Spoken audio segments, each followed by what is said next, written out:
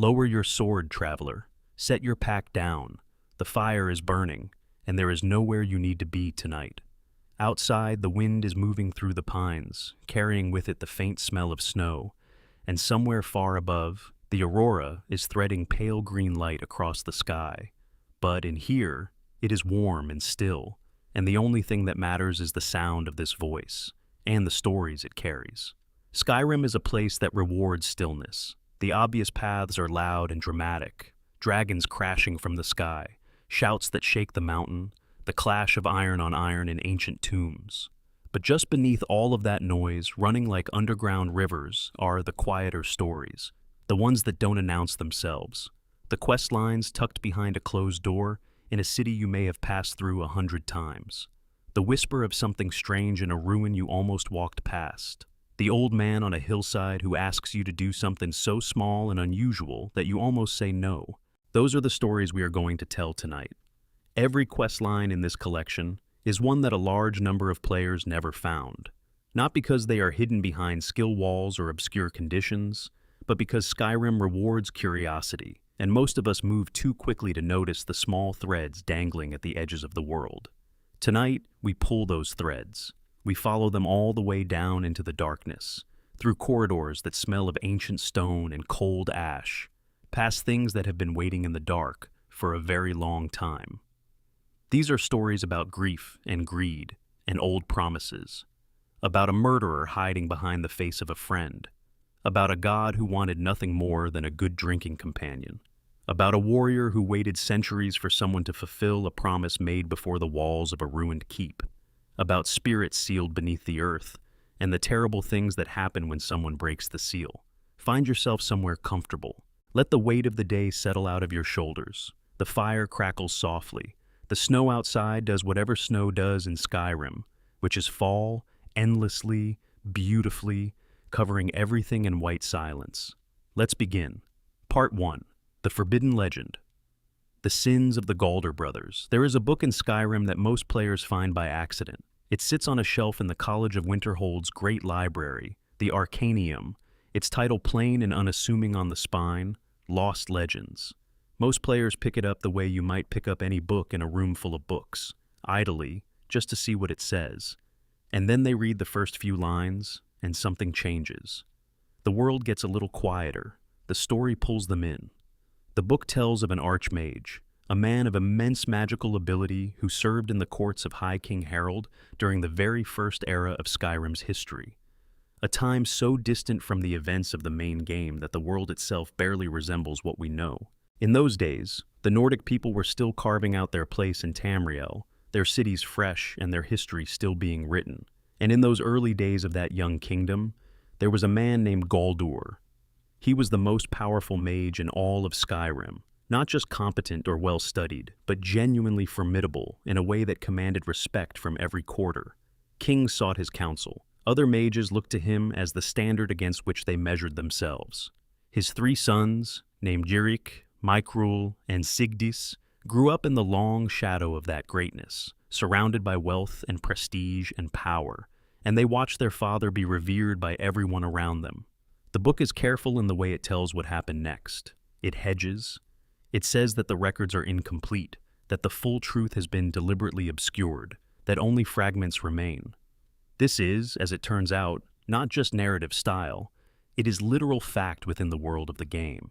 The events the book describes were officially erased. By royal decree, the name of Galdur was struck from every record. Every history that mentioned him was destroyed or altered. The men who carried out the investigation were sworn to silence. The result was a legend with all the specific details removed, leaving behind only the shape of a tragedy. What the book offers is this. Galdur's 3 sons murdered him. They killed their own father to take his legendary amulet, an artifact of such power that it amplified its wearer's magical abilities to a degree that other mages could only dream of. Why they did it is left vague. Jealousy, almost certainly. Ambition, clearly. Perhaps they simply looked at their father and saw someone who would outlive them, whose shadow they could never escape so long as he continued to breathe. Perhaps the amulet itself had a kind of gravity, and the sons felt pulled toward it in a way they could not explain or resist. The book does not say, and perhaps does not know. What it does know is what came after. With their father dead and the amulet divided among the three of them, the brothers scattered. And almost immediately, the amulet's power began to corrupt what it touched, or reveal what was always there. Each brother, armed with a fragment of Galdur's power, began acting in ways that attracted attention. They sacked settlements. They caused destruction. They drew the eye of High King Harold, who recognized that something had gone badly wrong and acted decisively. He sent his finest warriors and his personal battle mage, a man named Lord Geirmund, to hunt down the brothers and end them. Geirmund was successful. One by one, the three brothers were tracked down and slain. Their bodies were sealed in separate tombs: Folgunthur, Geirmund's Hall, and Sarthal, each fragment of the amulet entombed with them. And then Harold ordered the entire affair buried: the names, the records, the amulet, the mage father, whose sons had become murderers. All of it was to be as if it had never happened. For thousands of years, it worked. The legend survived only in fragments, in half-remembered folk tales and cryptic references in books that themselves were rare. The Galdur story became one of those whispered things, the kind of history that exists in between the official histories, passed along by the kind of people who collect obscure knowledge for its own sake. And then one day, a scholar named Danis Valin decided to find out if it was true. You can find evidence of Danis Valin before you find Danis Valin. Just outside the entrance to the Nordic ruin of Folgunthur, tucked on the coast southwest of Solitude, there is an abandoned camp, a tent, a fire that has long since gone cold, a journal sitting on a crate, its pages slightly damp from the coastal air. You pick up the journal and you read it, and through Valin's careful, precise academic writing, you begin to piece together what happened to him. He had been researching the Galdur legend for years. He traveled from Cyrodiil to Skyrim, specifically to investigate, carrying with him an ivory dragon claw that he believed was the key to entering Folgunthur, a belief that turned out to be correct. He hired 2 adventurers he met on the passage ship over, and together the 3 of them made their way to this coast. His journal entries are detailed and professional at first, the writing of a man who has done this before and knows how to keep organized notes under difficult conditions. He records the weather, he notes the state of the trail, he describes the claw. And then, at the end, the entries get shorter. Something has gone wrong inside the ruin. He does not say what exactly, just that his companions are dead, and that he has found something, and that he needs to press further. The last entry has the handwriting of a man who is frightened. When you find Danis Valin inside Folgunthur, he is slumped against a dragon claw keyhole, the kind of puzzle lock that seals the deeper chambers of Nordic tombs. He is dead. On his body is the ivory dragon claw and his notes. He solved the puzzle before he died, or perhaps whatever killed him happened after he solved it. It doesn't much matter now. The puzzle is already set. You simply take the claw and walk through the door he opened. What waits inside is exactly what you would expect from a Nordic burial site, and also somehow more than that. The tomb is deep and winding, full of Draugr risen from their stone shelves, the restless dead of ancient Skyrim, still doing what they were doing when they died, which was guarding something. The Draugr in Folgunthur move through the cold air with a peculiar purposefulness. They are not random. They know something is here that must be protected. At the heart of the tomb, past the traps in the puzzle rooms and the rising dead, is Mikrul Galdurson. He bursts from his sarcophagus with a crash that echoes off the stone walls, and he is not alone. He brings thralls with him, reanimated corpses that serve him with the absolute mindless loyalty of the dead.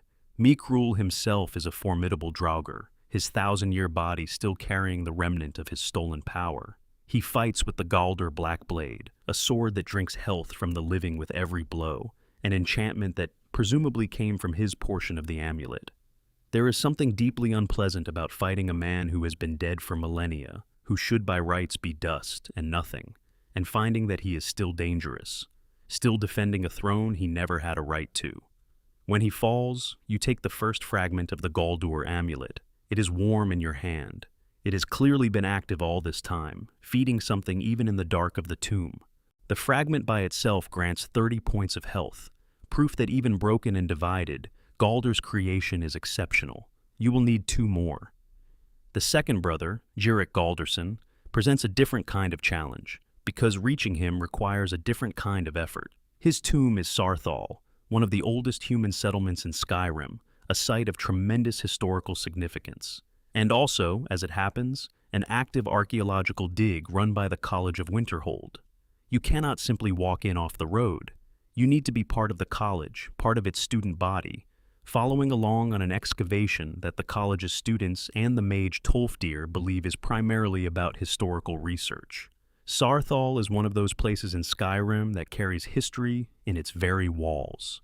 It was one of the first major human settlements on the continent, built by the early Nordic people long before the game's events, and it was sacked by the ancient snow elves in what history records as the Night of Tears, a massacre that sent Ysgramor fleeing back to Atmora and eventually brought him back with his 500 companions to take revenge.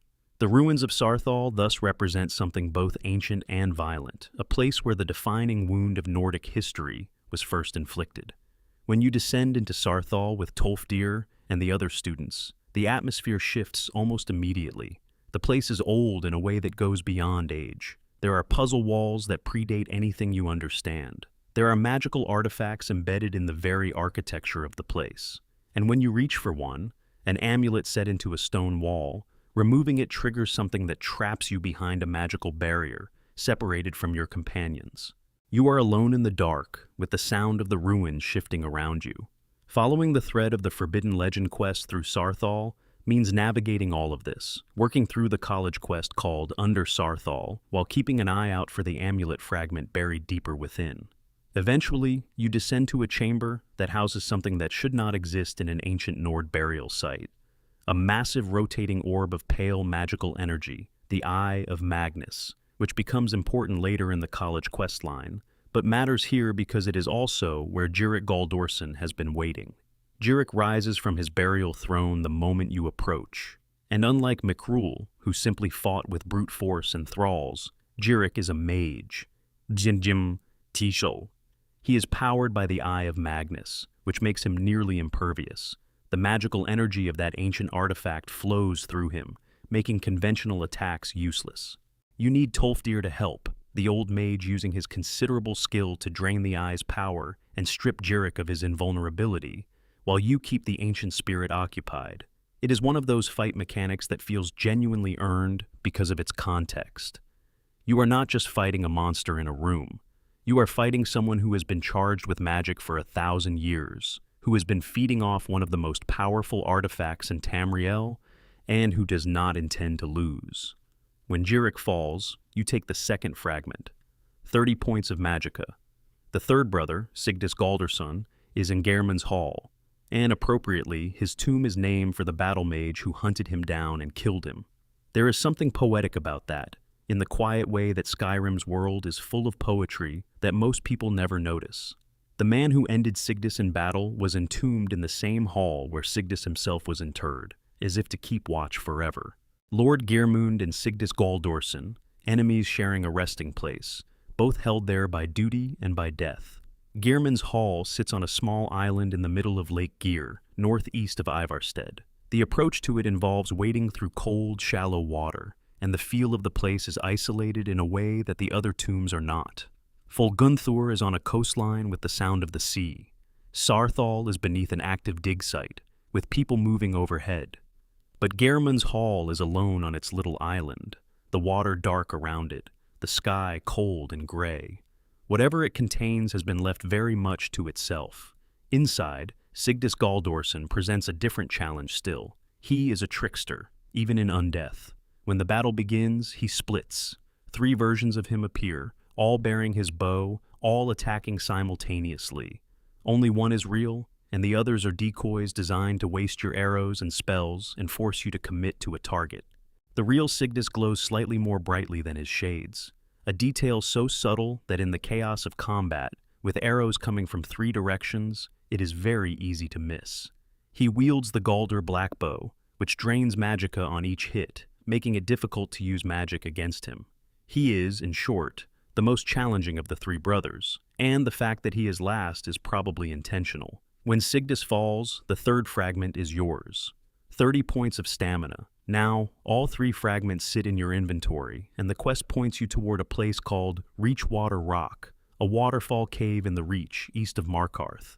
The cave is small and cold, its floor slick with moisture, its walls catching the sound of rushing water and throwing it back at you from every direction. At its center is an ancient altar. You place the 3 fragments of the Galder amulet on the altar, and something happens. The brothers come back, all 3 of them, simultaneously, in the same chamber where you are standing. This is the test, the real test. Not the individual encounters in their separate tombs, but this. The moment where you face what the brothers were together, what they might have been if they had not turned on each other and on their father. Mikrul with his thralls and his health-draining blade. Jirik with his destructive magic, this time without the Eye of Magnus to protect him, but still formidable. Sigdis with his 3 forms and his magica-draining bow. The fight is relentless. The chamber is not large. There is nowhere to run to. You deal with each of them in turn, cycling between targets, watching your health and magica and stamina as all 3 try to strip them away at once. When the last of them falls, something shifts in the air of the cave. Something settles. And on the altar, the 3 fragments glow briefly and then fuse, becoming the Galder amulet, whole and restored, more powerful than any individual fragment. 30 points each of health, magica, and stamina, all at once from a single amulet. It is one of the best necklaces in the game, and it should be, because the story behind it is one of the best stories in the game. You leave Reachwater Rock through a passage that opens up near the waterfall, emerging into the Grey Reach air with an ancient artifact in your pocket, and the quiet satisfaction of having found something that most people never look for. Somewhere below the earth, the bones of Galder's sons are still again. The promise that Harold made, that their names would be forgotten, their crimes buried, remains more or less intact, but you know, and the amulet, warm against your chest, remembers. There is something worth dwelling on about the shape of the Forbidden Legend before we move on. The quest spans 4 locations and crosses multiple active quest lines, intersecting with the College of Winterhold's primary story inside Sarthal, bumping up against the ruins and roads of 3 separate holds. To complete it, you need to have joined the college, or at minimum to have talked your way past the gatekeeper Feralda on the bridge. You need to have descended into Sarthal with Tolfdir and the other students and remained present long enough to see the glowing orb at the ruin's heart. Most players do all of this and never know that Jirik Galderson's amulet fragment is sitting in the same chamber as the Eye of Magnus, because the Forbidden Legend doesn't announce itself in the way that main questlines do. This is, in retrospect, appropriate. The legend was designed to be forgotten. The High King of Skyrim ordered it erased. The people who carried out his orders were thorough. What survived was exactly what survived because it was too fragmentary and too weird to be considered worth suppressing. Folktales, rumor, the kind of half-remembered story that grandparents tell children on cold nights without being entirely sure if it is true or invented.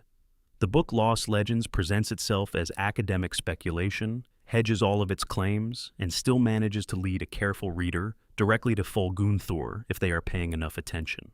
Danis Valen paid attention. He spent years paying attention, traveling from Cyrodiil with an ivory dragon claw key and the notes of a lifetime of research, and he died in a tomb for it. But the quest he started, or more precisely, the quest that his ghost starts when you find his notes on his body in the dark of Folgunthor, is the one you finished. The amulet you carry out of Reachwater Rock has a weight to it that the game expresses in stats, but that actually registers in something else.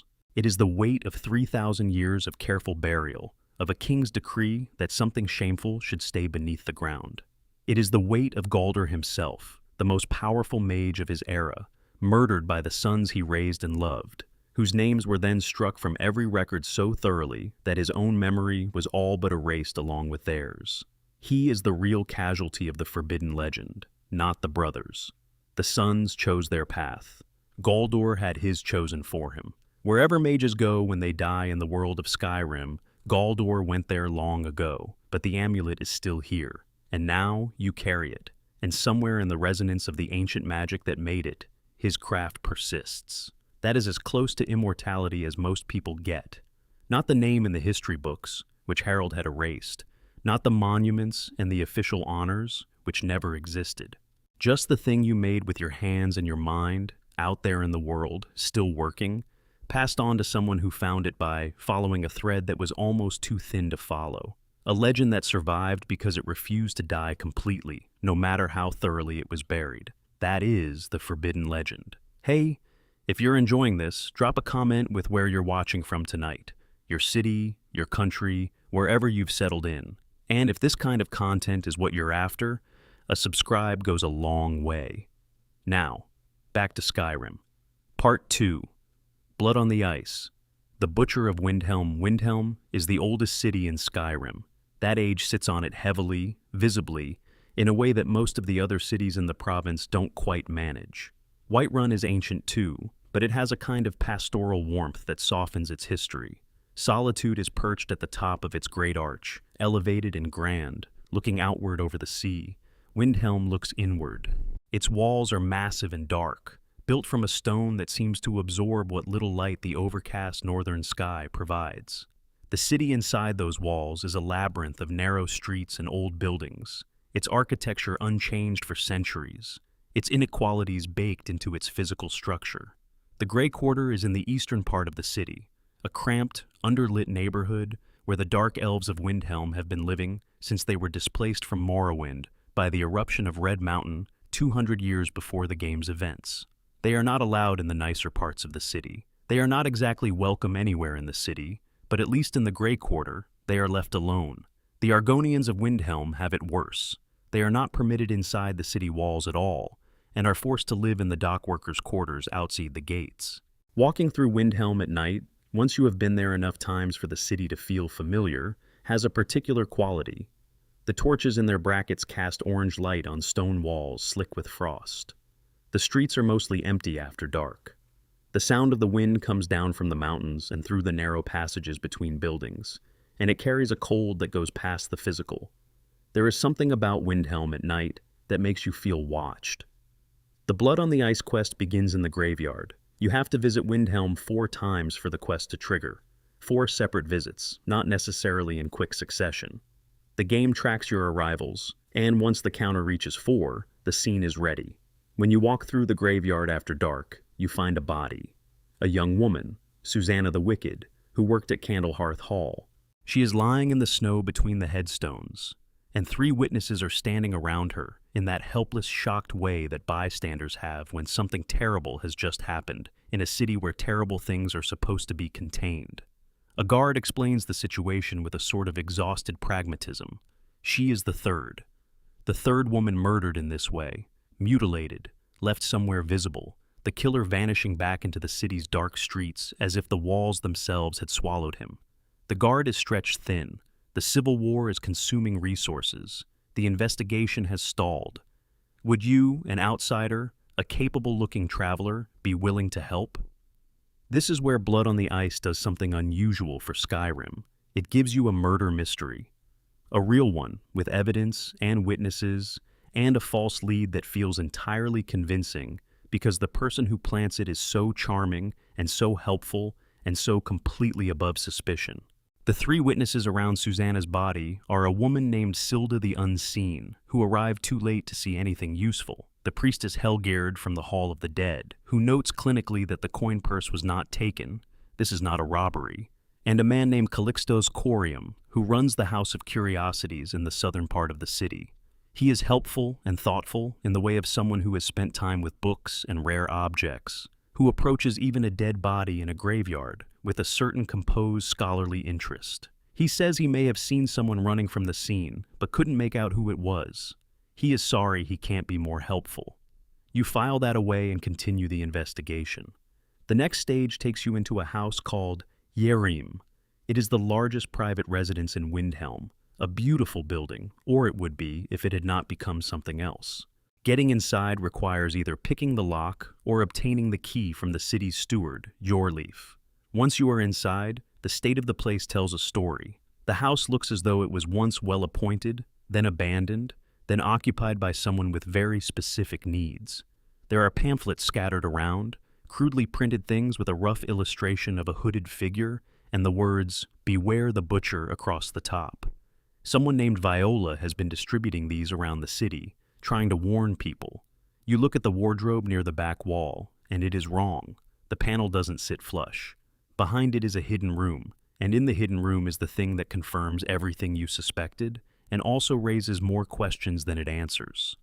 There is a necromancer's altar, the kind of thing that requires preparation and specific components, the kind of thing that someone builds because they are attempting something that most practitioners of magic would refuse to do. And on the altar, next to journals that spell out fragments of a terrible plan, is a strange amulet. The amulet is 8-sided, made of jade rimmed with ebony, with a worn carving that was once clearly a skull. You don't know what it means yet, but it is obviously important. It is the key to everything, the thing around which all of the other pieces of evidence orbit. You bring the amulet to Calixto because Calixto knows about rare objects, and you want his opinion. He examines it with the careful hands of a collector, turning it over, studying the carving. He has a name for it immediately. The Wheelstone, he says, traditionally carried by Windhelm's court mages. He offers to buy it from you for 500 gold, a fair price, he says, for what is really more of a curio than anything dangerous. The current court mage, Woundfirth the Unliving, has no real use for such a ceremonial object. This is where the quest branches, and where most players make a mistake. The pamphlets from Skyrim suggest Woundfirth as a suspect. His nickname, the Unliving, sounds sinister. The amulet that Calixto identified as a court mage's token was found at an altar in a house that has clearly been used for necromantic purposes. When you bring this evidence to Viola, the woman who has been distributing the warning pamphlets, she connects the dots with the speed of someone who has been waiting for someone to listen to her. She says to go to Yorleaf. Tell the steward that the butcher is Woundfirth. They will arrest him, and the murders will stop. If you follow this path, Woundfirth is arrested. He sits in the Windhelm prison, baffled and indignant, while Windhelm breathes a collective sigh of relief. The case is closed, except it isn't. Several days later, there is another body. The butcher strikes again, which is impossible if Woundfirth is in a cell, which means that either someone else committed this murder or, and the logic of it is uncomfortable in the way that true things sometimes are, you arrested the wrong man. The better path, and the one the game rewards you for taking, is to go directly to Woundfirth rather than to Yorleaf. Confront him yourself with the evidence, and watch what happens. Woundfirth is indignant when he hears the accusation, but he is also intelligent, and he has actually been investigating the murders himself. He looks at the amulet you describe, jade, ebony, skull carving, and his eyes change. He knows what it actually is, not the Wheelstone, the necromancer's amulet, a legendary artifact said to have once been worn by Mannimarco, the king of worms, the most powerful necromancer in Tamrielic history. An amulet with a genuine history of dark magic that Calixto identified as something harmless and ceremonial. Woundfirth has been watching the murders, tracking them, working out a pattern. The killings follow the calendar. They happen at specific times, aligned with certain dates that correspond to the ritual requirements of the necromantic working being attempted. He knows when the next one will happen. Tonight, in the Stone Quarter Market. You go to the market and you wait. In the dark between the buildings, someone appears, someone you know, someone whose face you have seen at a crime scene, who offered you helpful and thoughtful observations, who bought a piece of crucial evidence from you for 500 gold. Calixto Corium moves through the shadows of Windhelm's market with a knife, tracking a woman with the focus of someone who has done this before. The revelation, when it comes, is clean and terrible. Calixto Corium is the butcher, has always been the butcher, was standing in the graveyard at Susanna's body because he put her there. He told you he saw a figure running from the scene because he is the person who would have been running from the scene. He bought the necromancer's amulet from you because he needed it back, because it is the central component of the ritual he has been building toward, the ritual that the altar in Skyrim exists to complete. After you kill him and go back to his house with the key from his body, you find the full picture. In a locked chest upstairs, alongside his embalming tools, is the 3rd volume of his journal. Reading it is not comfortable. Calixto and his sister Lucilla had been adventurers together. They traveled across Tamriel collecting rare objects, building the collection that would eventually become the House of Curiosities. They were, by all accounts, happy. And then Lucilla died. The journal does not say how, does not give details about the specific illness or injury or accident that took her. It only says that she died, and that Calixto could not accept it. He began researching necromancy, not the academic kind, not the kind that raises bound spirits to do your bidding, but the ancient and forbidden kind that claims to be able to restore genuine life to someone genuinely gone. The ritual he found required specific materials, body parts, harvested from young women, particular astrological alignments, the necromancer's amulet as a focal point.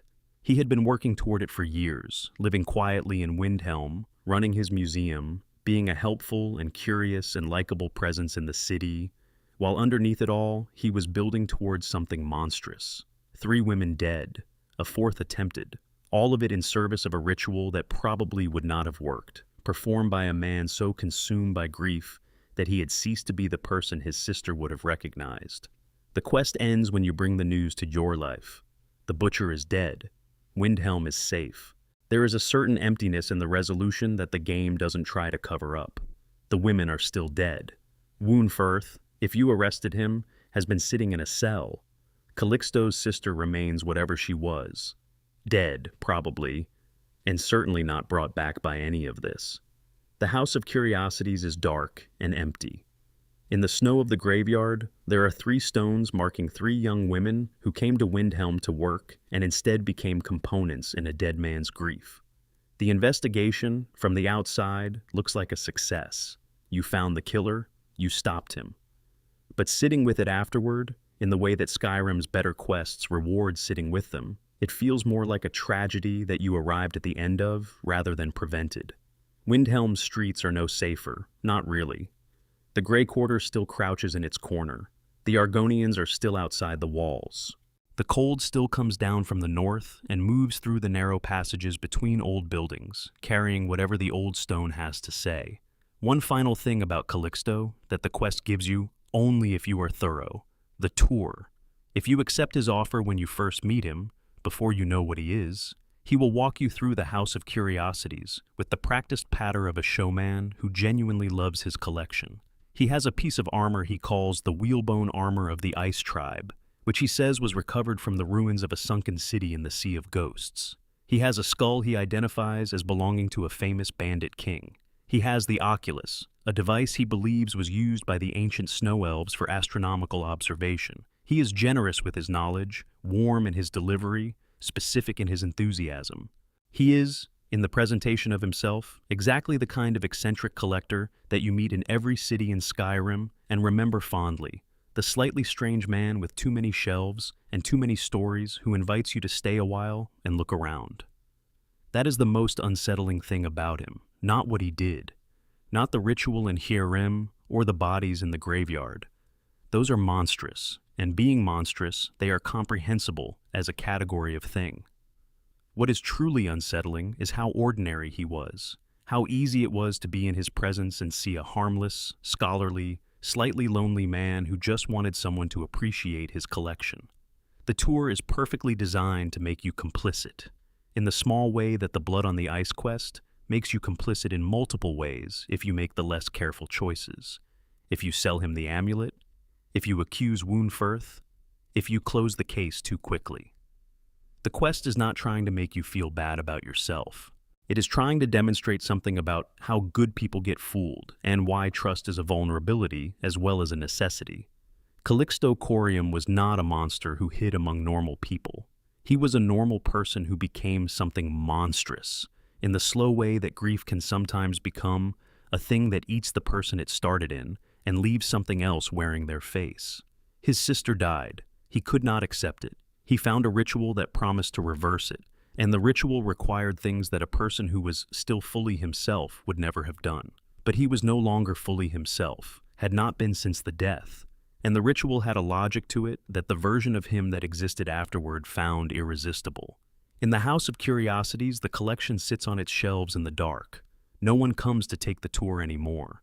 The whalebone armor of the Ice Tribe holds its position on the wall. The skull of the Bandit King keeps its secrets. The Oculus catches whatever light comes through the windows. Somewhere in the collection, presumably, is the item he was most proud of that he never showed to visitors. Windhelm is cold.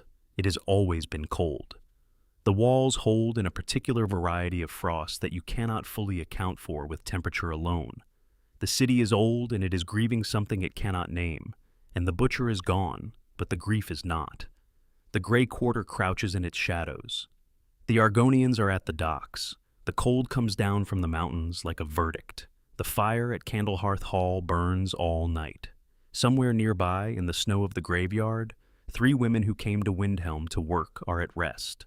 The city moves around their graves without pausing, which is what cities do, because cities cannot afford to stop. That is the nature of places. They persist. The people in them change, or die, or leave. The stones stay. Part 3. A Night to Remember. The Debauchery of Sanguine. Some quests announce themselves with thunder. Blood on the Ice gives you a body in a graveyard. The Forbidden Legend gives you a book about ancient magic and murder. The College of Winterhold gives you a faculty meeting. And then there is A Night to Remember, which begins in a tavern with a stranger in black robes offering you a drink. The mechanics of finding this quest are almost comically simple. You need to be at least level 14, and you need to be in or near a tavern. At that point, Sam Gouven appears. He is a Breton with an easy manner and a relaxed smile, the kind of person who seems to have been at the inn for a while and has settled into his stool with genuine contentment. He looks at you with the frank assessment of someone sizing up a potential drinking partner, and he offers you a proposition, a drinking contest. If you can outlast him, he will give you a staff. Sam Gouven. It is worth saying the name out loud. Sam Gouven. The name sounds, to a certain ear, like a pronunciation of Sanguine, the Daedric prince whose sphere encompasses debauchery, hedonism, and drunken revelry. It is one of those moments where the game is essentially telling you what it is while also daring you not to notice. The clues are there from the beginning, if you are the kind of person who pays attention to such things. Most people aren't, and that is sort of the point. The contest begins, and Sam is enthusiastic. He toasts, he drinks, he watches you with bright eyes, and after his second drink, he declares he has hit his limit. You take a third drink, and the room gets very bright, and Sam says something about wanting to take his new drinking companion somewhere wonderful, a place where the wine flows like water, and you say something slurred and probably incoherent. And then the world goes away. When the world comes back, you are in Markarth. Specifically, you are in the Temple of Dibella in Markarth, and a priestess named Senna is standing over you with an expression that suggests she has had a very difficult morning. She says you are a drunkard and a blasphemer. She says the temple is a mess, and that the mess is your fault. She says she will tell you nothing about where Sam went or what happened last night until you have cleaned up every piece of debris that your drunken self apparently scattered around the holy space of a goddess. This is Skyrim's version of a hangover quest.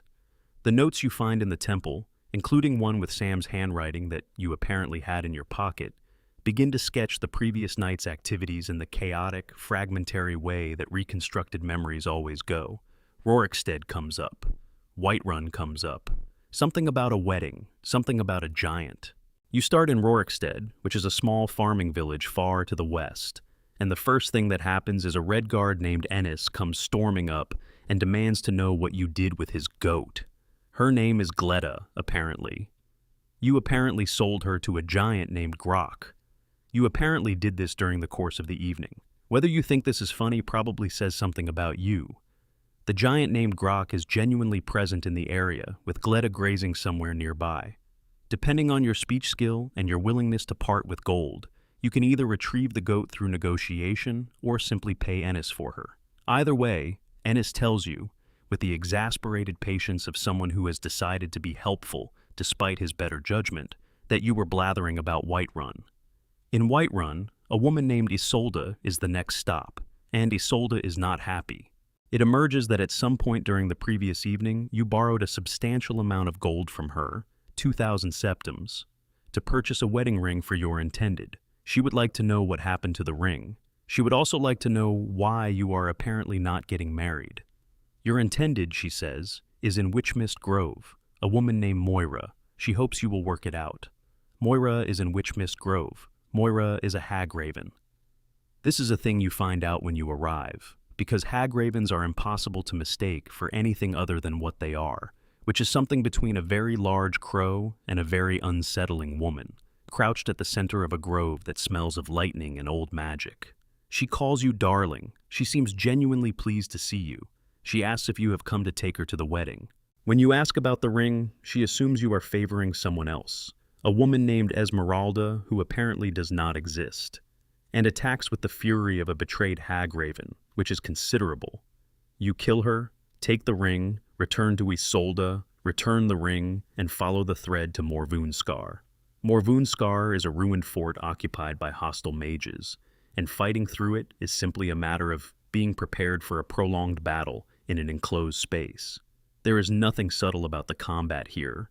You are making your way to the far end of a fort full of hostile spellcasters, and the only path forward is through them. You reach the top of a staircase, and there is a portal, a sphere of blue-white light, hanging in the air next to a throne like it has always been there. You walk through it. Misty Grove is beautiful in the way that places outside normal reality sometimes are, the way that Oblivion realms tend to be beautiful when they want to seem inviting. There are trees here in perpetual soft twilight and moss underfoot, and a long table set for a dinner party with guests who are all perfectly content and slightly too relaxed.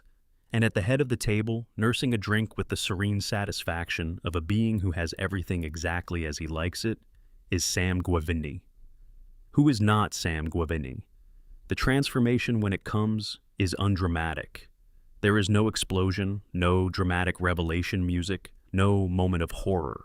He simply shifts, becomes less of a Breton and more of something older and larger, and introduces himself as Sanguine, the Daedric prince whose sphere encompasses hedonism, debauchery, and drunken revelry, and who thought you seemed like someone who could use a good night.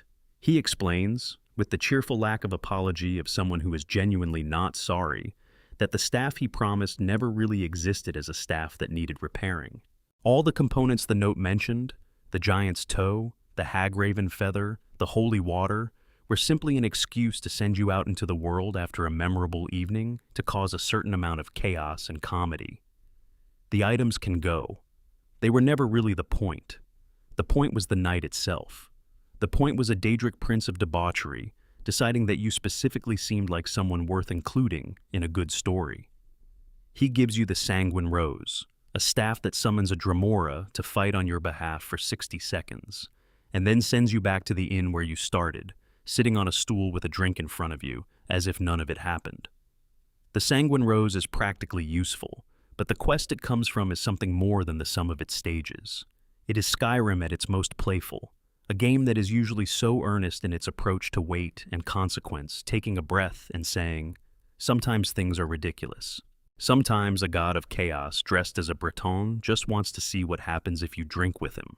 Sometimes the trail leads to a hagraven you apparently agreed to marry. Sometimes you sold a man's goat to a giant, and the only thing to do about it is go get the goat back. The note from Sam, if you reread it, is full of items that are all slightly, specifically weird. A giant's toe, holy water, hagraven feathers. None of them are real repair supplies for any staff that has ever existed. They are punchlines, each one, telling a story about a night that you will never fully remember, and that Sanguine will remember with deep fondness forever. He is, as Daedric princes go, one of the more benign. He does not want your soul in a specific container. He is not building an army. He is not erasing your civilization or consuming your children. He just wanted a drinking buddy, and he found one. And now he has a story he will probably be telling at dinner parties in the plane of Oblivion for centuries to come. It is worth pausing here to think about what Sanguine actually is, in the context of the Elder Scrolls cosmology, because the Daedric princes are genuinely interesting as a category of being. They are not gods in the traditional sense, not the kind of gods who created the world or hold it together. That work belongs to the Aedra, who gave up portions of their divine nature to build Mundus and became something diminished and mortal adjacent in the process. The Daedra, by contrast, gave up nothing.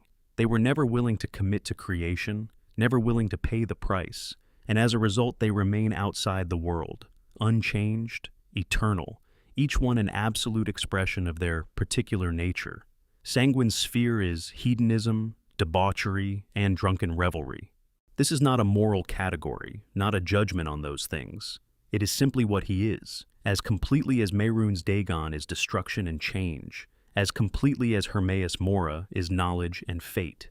He cannot stop being the embodiment of debauchery any more than a fire can stop being fire. And so, when Sanguine goes out into the world to introduce merriment and subversion, he is not choosing to do so in any meaningful sense.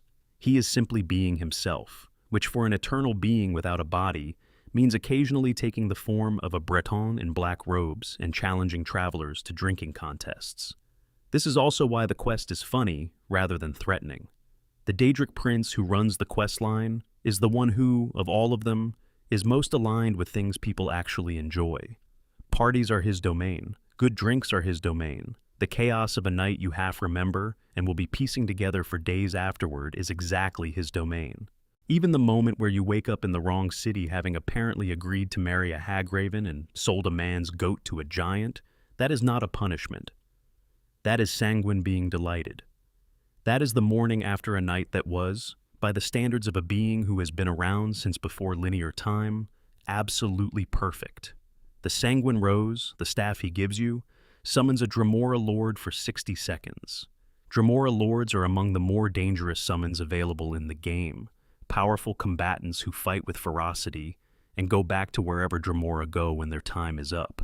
It is a genuinely useful weapon, but like everything in A Night to Remember, there is something slightly absurd about the context. A Daedric prince of drunken chaos giving you the ability to summon a demon lord to help you in fights.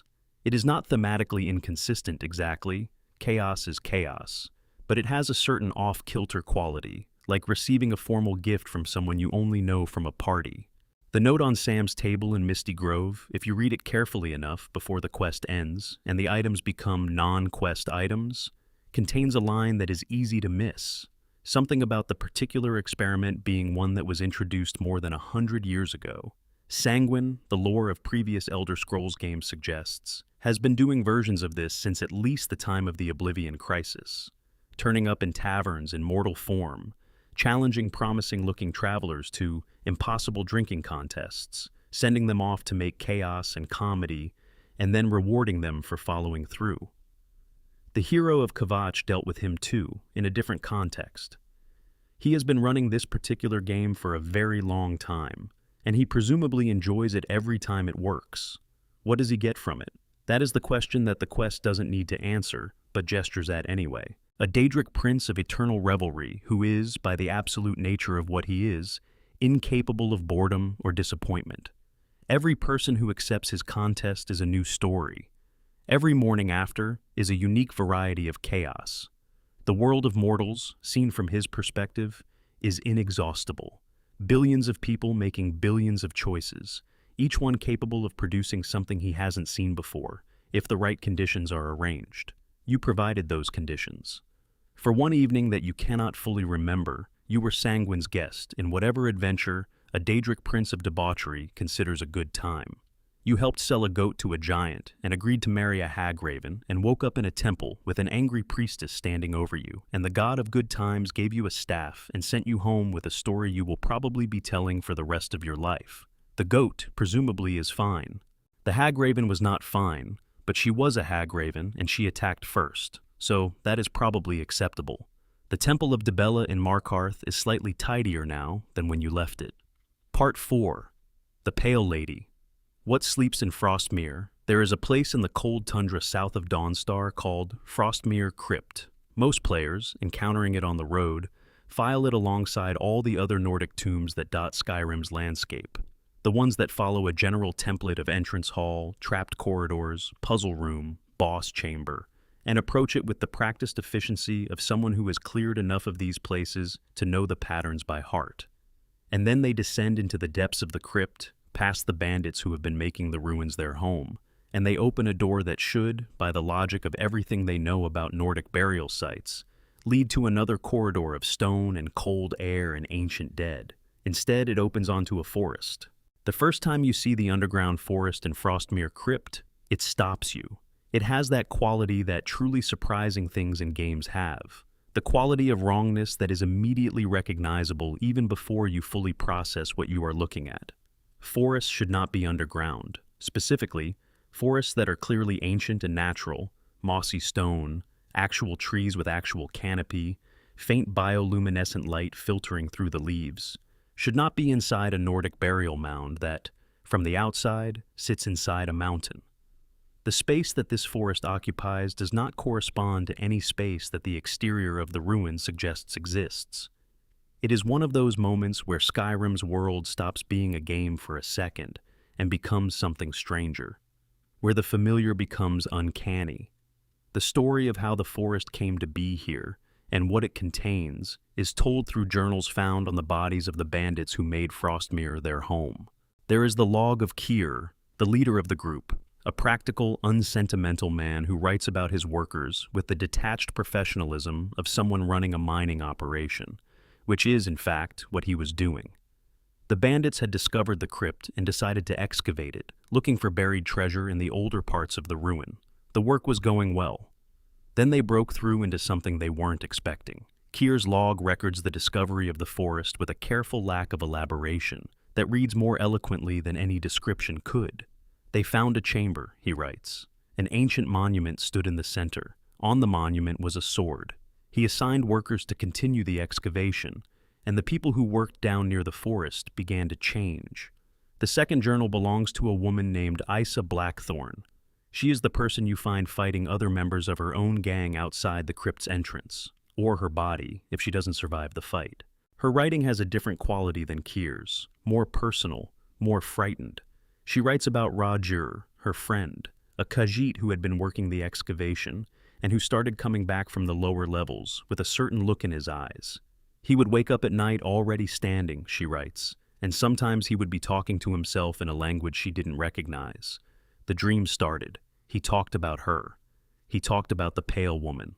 Roger eventually stole the sword from the monument, not to keep it, not to sell it, but to return it to the forest, to put it back the way it was before Kier's people disturbed it. He stole it because something in the lower levels of Frostmere told him to, called to him in his dreams with a voice that felt like cold water moving through his mind.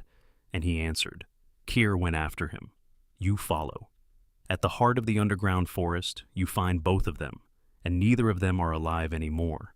Kier is dying when you reach him, speaking his last words to no one in particular, his eyes focused on something above your head. Roger is ahead, and he is already gone, taken by the thing that called him down. The pale lady emerges from the ancient dark air of the grove, like something that has always been there and has simply been waiting for conditions to become appropriate for her to be seen. She is a wisp mother, the name the game gives to a certain category of spectral entity that appears throughout Skyrim in remote, cold places. But she is not like the others. The others are simply there, ambient presences in the wild places. The pale lady is something older and more purposeful. The ancient book Lost Legends describes her, in a passage most players never find. The people of Morthal, it says, have long told whispered tales of the pale lady, a ghostly woman who wanders the northern marshes, forever seeking her lost daughter. Some say she steals children who wander too far from the village, others that her sobbing wail can strike dead anyone who hears it. But behind these tales, the book says, may lie a kernel of truth, because ancient records speak of a figure named Omriel, a mysterious entity that the heirs of Ysgramor battled for decades before finally succeeding in sealing her away. Omriel. That is her name, if she has one. She was a woman, presumably, who lost her daughter, and grief transformed her. The records don't specify the nature of that transformation, whether she died and came back, whether something more esoteric happened. But the result was Omriel moving through the marshes of Yalmarch, stealing children in the belief that each of them was her daughter, unable to distinguish between the one specific child she was looking for and every child she encountered. She became a terror. The sons of Ysgramor confronted her and could not simply kill her, and so they did the next best thing. They bound her. They tied her existence to the Pale Blade, a sword built for exactly this purpose, and they placed the blade on a monument in the underground forest of Frostmere, and they sealed the crypt, and they told the people of Morthal that the danger had passed. And it had, for thousands of years, until a group of bandits decided to dig for treasure. When Roger removed the Pale Blade from its pedestal, he didn't know what he was releasing. He was following a voice in his dreams, a voice that felt like cold water and old grief, and he did what the voice asked. And in doing so, he undid a 1,000-year seal, releasing Omriel from her imprisonment the moment the blade left the stone. The fight with the Pale Lady is harder than it looks, partly because the forest itself feels wrong during the combat, the ambient light shifting, and the wisps that serve as her attendants moving in ways that make it difficult to track your target. She splits into 3 when damaged sufficiently, 3 pale figures, all moving, all using frost attacks that drain stamina and slow movement. Only one is real, and the others are shades, but in the shifting light of the grove with wisps circling and cold air pressing in from all sides, the distinction is not always obvious. The resolution of the quest has 2 versions. If you kill the Pale Lady, you can take the Pale Blade from where it fell, a frost-enchanted sword of real quality. Or, if you reach Rajir before the Pale Lady does and take the blade from him, you can place it back on the pedestal yourself. This banishes her rather than destroying her, sending her back into whatever state of imprisonment the ancient seal provides. The game does not strongly preference either choice. Both end the quest. Both leave the underground forest still there, still strange, still impossible by all the physics that should govern the inside of a mountain. The wisps still float in the dim air of the grove. The trees still grow somehow in the absence of sunlight.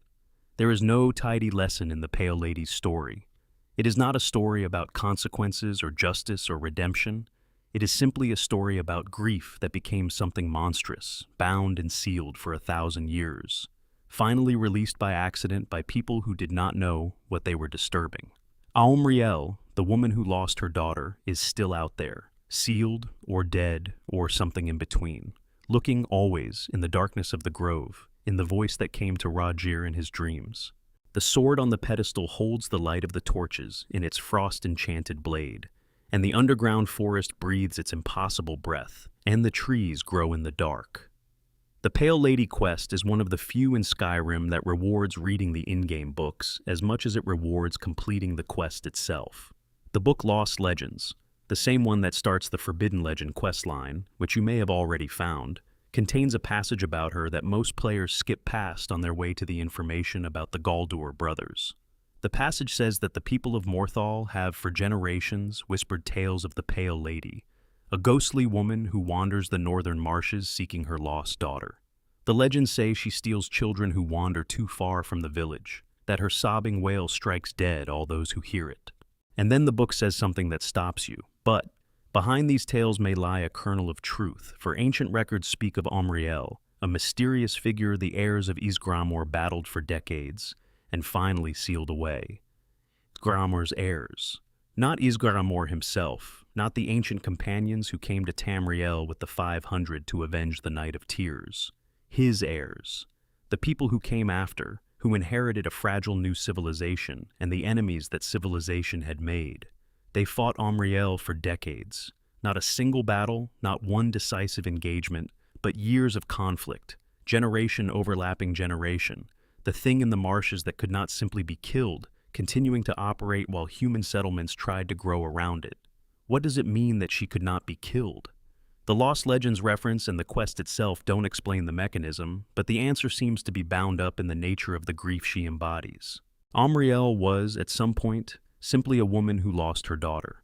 The specifics of that loss, how it happened, when, under what circumstances, are not preserved in any record the game offers. What is preserved is the aftermath, a woman whose grief was so total, so absolute, that death itself could not fully process it. She came back, she kept coming back, and in coming back, she became something that was no longer entirely what she was. The Wisp Mothers, as a category, are poorly understood even within the lore of the game. They appear in remote, cold, northern places, always alone, always surrounded by wisps. Small floating lights that may be fragments of their consciousness, or simply attracted to them, the way certain things are attracted to certain kinds of energy. They are not aggressive in the way of creatures with territorial instincts. They are more like places that happen to move, pockets of some kind of energy given a form, floating through landscapes that match their nature, cold, isolated, ancient. What makes the Pale Lady different from the other Wisp Mothers is that she has a name, she has a history. She has a sword that was specifically constructed to bind her, which implies that whoever bound her understood what she was well enough to engineer a specific solution. The heirs of Isgramor who fought her for decades were not simply fighting a monster. They were fighting a woman who had become monstrous, which is a different project entirely. Putting the sword back on the pedestal, if you choose that resolution, is an act of return. You are returning the seal. You are acknowledging that the solution someone spent decades developing and an enormous amount of effort implementing was correct. That Omriel cannot simply be destroyed, or if she can, the cost and the certainty required for that destruction were beyond what anyone has managed. The seal is the best that can be done. The seal is enough. There is a specific quality to Frostmere Depths, the section of the crypt that contains the underground forest, that is worth dwelling on before we leave it. The forest section is technically classified as outdoors by the game engine. You can fast travel from inside it, which is not possible in most interiors. This is because the space is genuinely open, at least in some sense that matters to the game's logic. It has weather. It has ambient light that is not torchlight. The trees are real trees, not the scaled-down decorative versions that appear in some other locations, but full-size trees with full canopies. How does sunlight reach an underground forest? The game does not explain this. The forest does not need the explanation. It is there, and it is impossible, and the impossibility of it is part of what makes it feel sacred. The sense that you have wandered into a place where the normal rules have been set aside by something old and serious and not particularly interested in your questions about physics. Rogier understood that instinctively. He spent nights in the upper sections of the crypt, above the forest. And the forest found him anyway.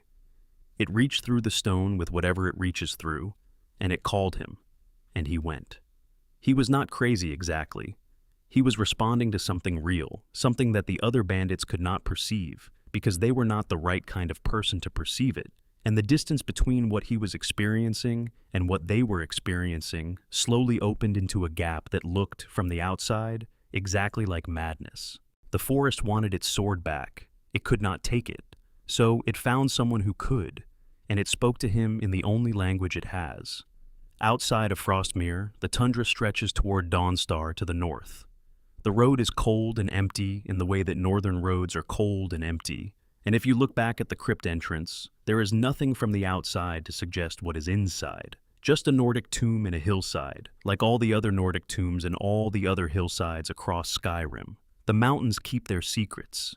The sealed places stay sealed, mostly, and when the seals break, the things inside come back out with all the patience of the very old. Omriel, the Pale Lady, is still in there. Sealed again, or destroyed, depending on what you chose. Either way, the underground forest grows in its impossible cold light, the mossy stone holds the frost, and the sword on the pedestal glows faintly, and the wisps move through the air as if nothing has changed at all. Maybe nothing has. Maybe the seal was always this temporary, and there will always be someone else someday who finds the grove and takes the sword, who doesn't know what they are releasing, who follows the logic of the situation without knowing the history beneath it. The children of Morthal, in the legends, were always told not to wander too far from the village, not toward the marshes, not toward the north. There is something out there, the stories say, that looks like a woman and moves like a woman and is not a woman anymore. The stories are right. They have always been right. That is what stories are for. Part 5. The Ghost of Old Hroldan. A promise across centuries, the Old Hroldan Inn sits at the edge of a story that most people know by different names. It is an unremarkable building from the outside, a low stone inn on the banks of the Karth River in the Reach, the kind of place that exists to provide travelers with a bed and a meal, and not much else. The innkeeper, Idis, is friendly in the distracted way of innkeepers who spend their days doing practical work. She will tell you, if you ask, that her inn is historically significant, the stone that the Empire's history is built on, she says, with the pride of someone who has lived near important things long enough to absorb some of that importance. The history she is referring to is this. During the early Second Era, long before the events of Skyrim, but not as long ago as the First Era stories we have been telling, a general named Hjalti Early Beard led a small force of Colovian troops and Nord berserkers into the Reach. He was fighting to liberate the area from Reachmen who had been occupying it, and the battle that would define him was fought here, at a place that was then called Old Hroldan. The walls of Old Hroldan seemed, at the time, impossible to breach without reinforcements that were not coming. Hjalti had what he had, which was a small force and a particular ability that he had not yet made famous. That night, a storm came to his camp. This is how the stories tell it, in the literary way of history that blurs into legend. A storm came and spoke with Hjalti in his tent. And at dawn, Hjalti went up to the gates, and the storm followed just above his head. Arrows could not penetrate the winds around him. He shouted down the walls of old Hroldan with the power of the Thuum, and his men poured through, and they won. After the victory, the Nords gave Hjalti a name that meant storm crown, in the Nord language, Talos. He slept that night at the inn that still stands on the Karth River, and went on to become Talos, the ninth divine, the greatest emperor Tamriel has ever known. And the inn is still there, and his bed is still there, and Idis will rent it to you for the night if you ask. Most players rent the bed because Idis offers it, because beds in games are usually for saving and fast-forwarding time, and because there is something appealing about sleeping in a historically significant location.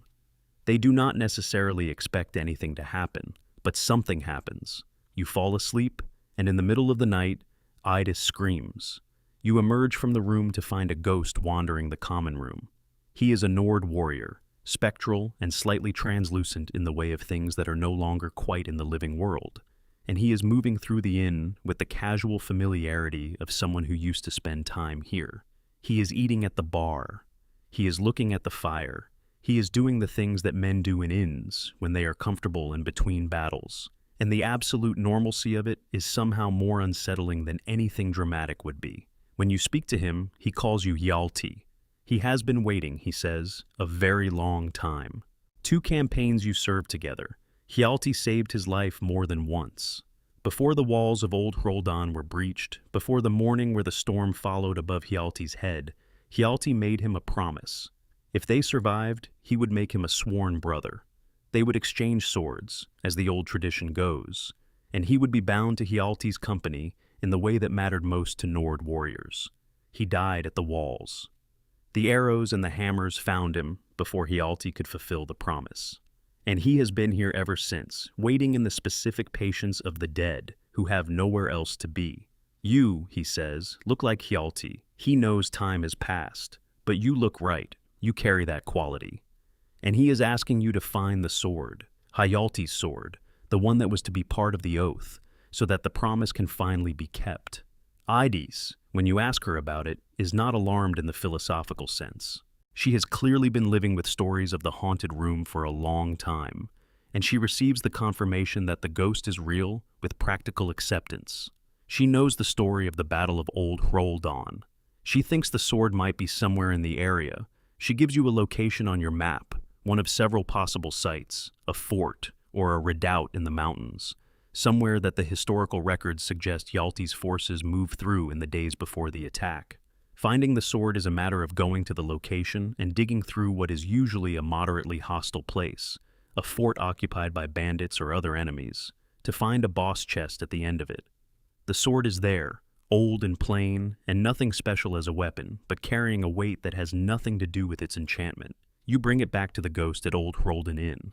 He receives it with a gravity that catches you off guard if you have been moving quickly through the quest without fully sitting with what it means. He calls you brother. He says it has been an honor to serve. He says, remember our lessons from the sword masters of Alcair, and let me show you a few things you may have forgotten before we leave Hroldan.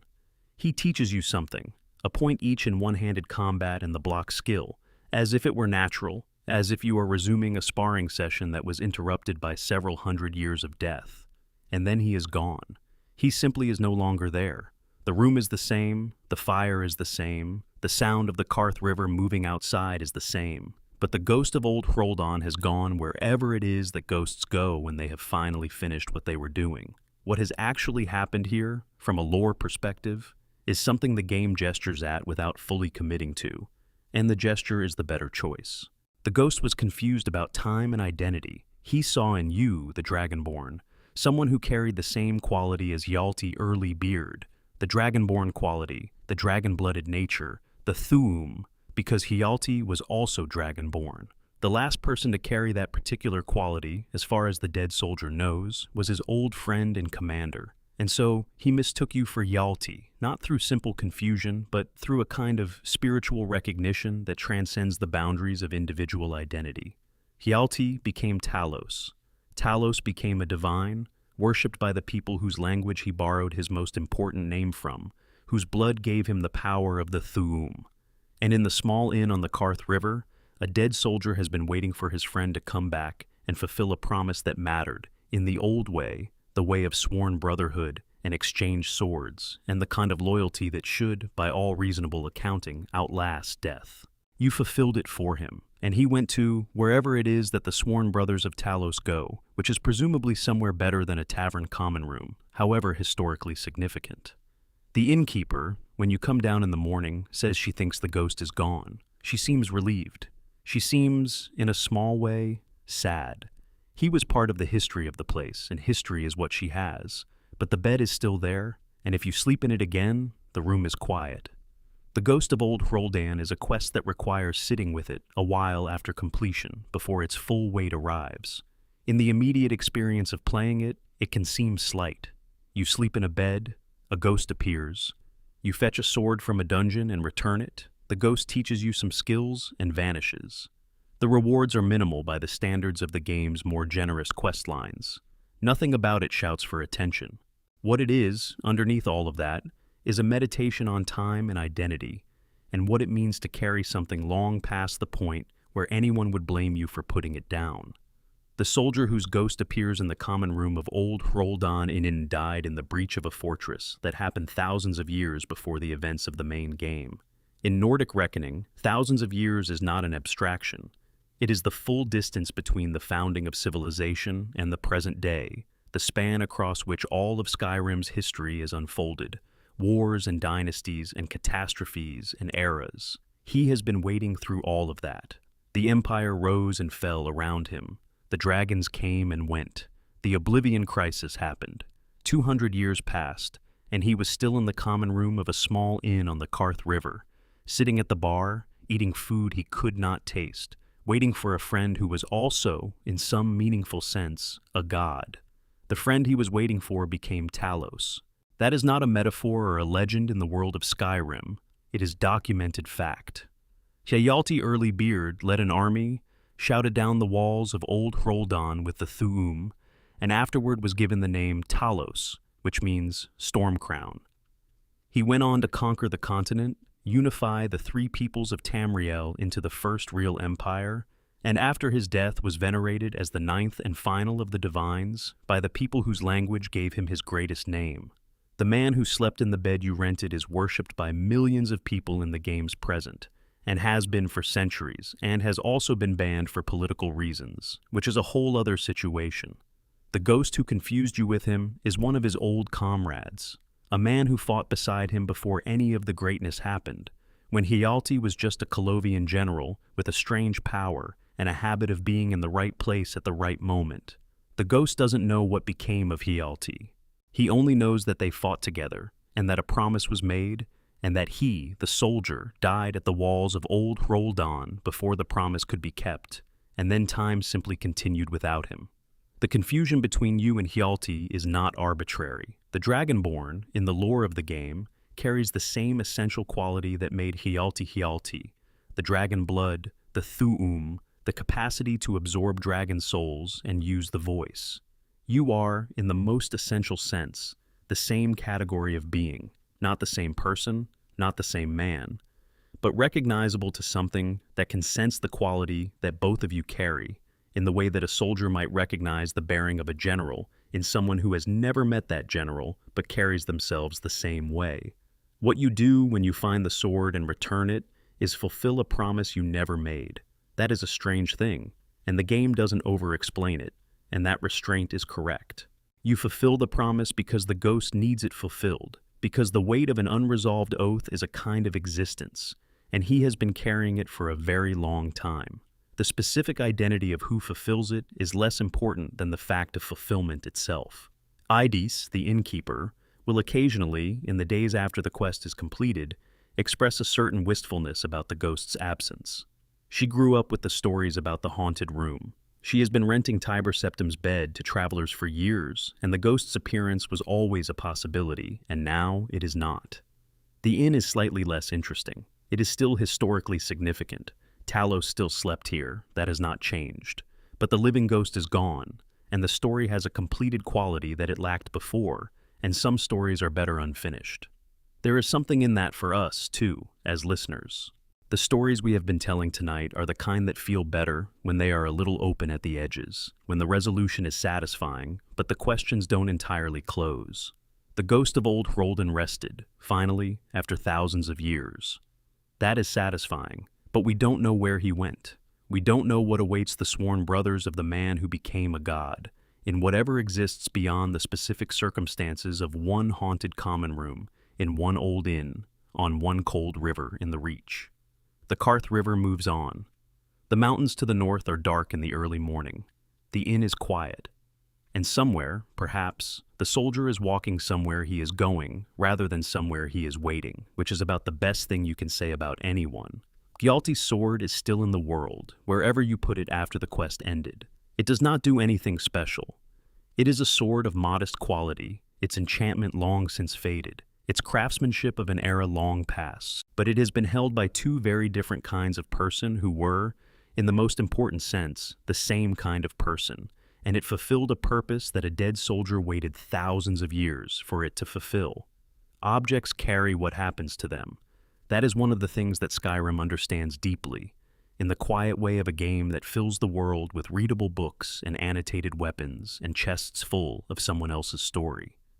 Every object was made by someone, used by someone, lost by someone. The sword is just a sword, but it is also the proof of a promise kept, and some kinds of proof are worth more than the sword itself. The inn is quiet now. The fire is low. Outside, the Karth River moves through the dark toward the sea, carrying the cold of the mountains with it, doing what rivers have always done, without needing anyone to watch. Part 6. Kyne's Sacred Trials. The Last True Hunter. There is an old man who lives on a mountain. You will not find him by accident unless you are the kind of person who checks every corner of the map, who follows the texture of terrain until it runs out of terrain to follow. Froki Wedded Blade lives in a shack clinging to the cliff face southwest of Riften, in a part of the rift that most players see only from a distance, where the mountains rise sharply above the tree line, and the path you would need to take to reach his shack is barely a path at all. It is more like the memory of a path, or perhaps the intention of a path that never quite committed to being one. The shack itself is lived in the way of places where one person has been for a long time. There are hunting trophies on the walls, and a fire that has been going for what seems like years. There is a child here, too, Froki's grandson Haming, who will grow up in this shack, learning from this old man, inheriting whatever the old man has left to give. And what the old man has left to give is a theology. Froki Wedded Blade does not worship the 9 divines. He worships Kyne, specifically Kyne, as she was understood before the imperial syncretism that merged her with Kinnereth and folded the Nordic pantheon into the imperial one. The 9 divines are a political compromise as much as a religious doctrine, and Froki, with the particular stubbornness of the very old, refuses to compromise. He worships the old way. He hunts as a sacred act. He believes that the trials Kyne set before hunters are the truest form of devotion to the natural world, and he mourns the fact that almost no one observes them anymore. He will give you the trials if you ask for them. This is not a quest that offers great rewards in the conventional sense. The Kyne's token you eventually receive is a useful amulet, reducing damage taken from wild animals and slightly increasing archery effectiveness, but nothing that will define your character build or change how you play. The value of the quest is not the token. The value is the experience of doing what it asks. You are looking for spirit animals, guardian beasts, a wolf, a mud crab, a skeever, then a saber cat, a mammoth, a bear, and finally a troll in a cave called Grey Winter Watch. Each of these creatures appears as a spectral form in specific locations that only become active when you are on the quest. They are slightly translucent, slightly luminescent, moving through their territory with the purposeful dignity of sacred things. The encounters are all in wild areas. The wolf is in the forest near Falkreath, north of Lakeview Manor, in the low morning light that comes through the pines in long, slanted strips. The mud crab is near a site called Jukar's Monument, in the kind of terrain that looks like the aftermath of something. A rocky, open hillside with old stones arranged in a pattern that suggests significance without explaining it. The skeever is at a place called Windward Ruins, southwest of Dawnstar, where the ruins of some old structure sit on a hillside above a sea view. There is nothing combat-heavy about these encounters in isolation. You find the spirit animal, you fight it, you return to Froki. What the quest gives you is the movement, the traversal of Skyrim's landscape with a specific purpose that takes you off the roads and through the parts of the province that exist between quests, between waypoints, between the places the game usually directs you toward. The forests and the hillsides and the open tundra. The second set of animals is harder. The mammoth is in an open area west of a farm called Loreus Farm, and mammoth encounters in the open are genuinely dangerous if you are underleveled. There are mammoths everywhere nearby, and the spirit mammoth is not obviously different until you engage it. The bear is in a forest north of Twilight Sepulchre, and forest encounters with bears have a quality of sudden closeness that cave encounters don't. The bear appears from somewhere between the trees, with a speed that always feels slightly faster than expected. The troll in Grey Winter Watch is the final trial, and the cave makes it harder. 2 additional trolls are there alongside the spirit troll, and the space is small. Fire is effective against trolls, and if you have a fire enchantment or a destruction spell in the fire school, the cave becomes manageable. Without fire, it is simply a question of whether you can take the damage while dealing enough of your own. When all 7 are done, and you return to Froki, he is moved in the quiet way of old people who have been waiting for confirmation of something they always believed was true. He gives you the token. He tells you that you are his friend. He does not say anything dramatic or revelatory. He simply acknowledges what was done as the thing it was. Kyne's Sacred Trials does not appear in the quest journal with the same prominence as the larger quest lines. It does not have a dramatic climax or a surprise revelation. It is, at its core, a quest about an old man on a mountain who believes that certain things are sacred and that those things are being forgotten, and who has the chance, through you, to pass them on. The token will sit in your inventory for the rest of the game. Every time you look at it, you might think about Froki's shack on the cliff face, and the fire that has been burning for years, and the child who will grow up there learning to hunt the old way, worshipping a goddess who predates the empire that now requires different gods. There is a kind of peace in that, a kind of continuity. There is a specific quality to Kyne's Sacred Trials that distinguishes it from almost every other quest in Skyrim, and it is this: there is no betrayal in it. No one is lying to you. No one is using you. No one has a hidden agenda.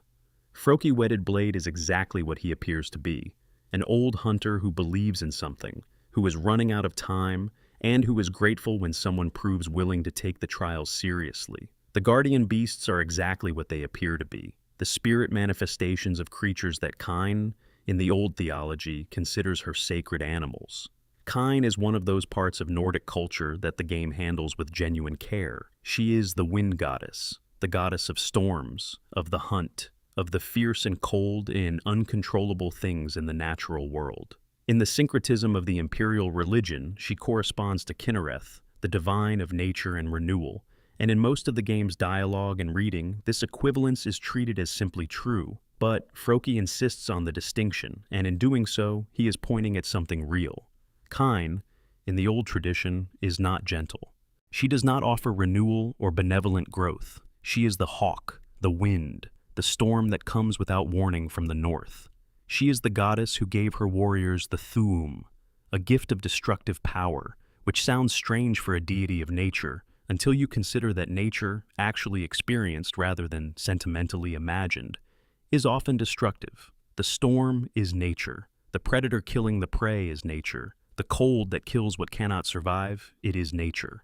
Kyne presides over all of that with the impartial authority of something that did not create the world for human convenience. The sacred trials she requires are hunting trials. You prove yourself to her not by building temples or reciting prayers, but by going out into the wild and demonstrating the specific excellence that hunters demonstrate: patience, pursuit, the willingness to follow something into the cold and dark, and face it on its own ground. The guardian beasts, being spectral, cannot actually harm you in the permanent way that their mortal equivalents can, but they fight with the full ferocity of what they represent. And encountering the troll in Grey Winter Watch, with two other normal trolls in a small cave, is genuinely difficult for anyone who is not prepared. Froki's grandson Homing is named after a character who appears briefly in the main questline, a child in Helgen who escapes the dragon attack by hiding. There are theories, not confirmed by any official source, about whether these are the same Haming, about whether the grandfather mentioned in the Helgen sequence is the same Froki.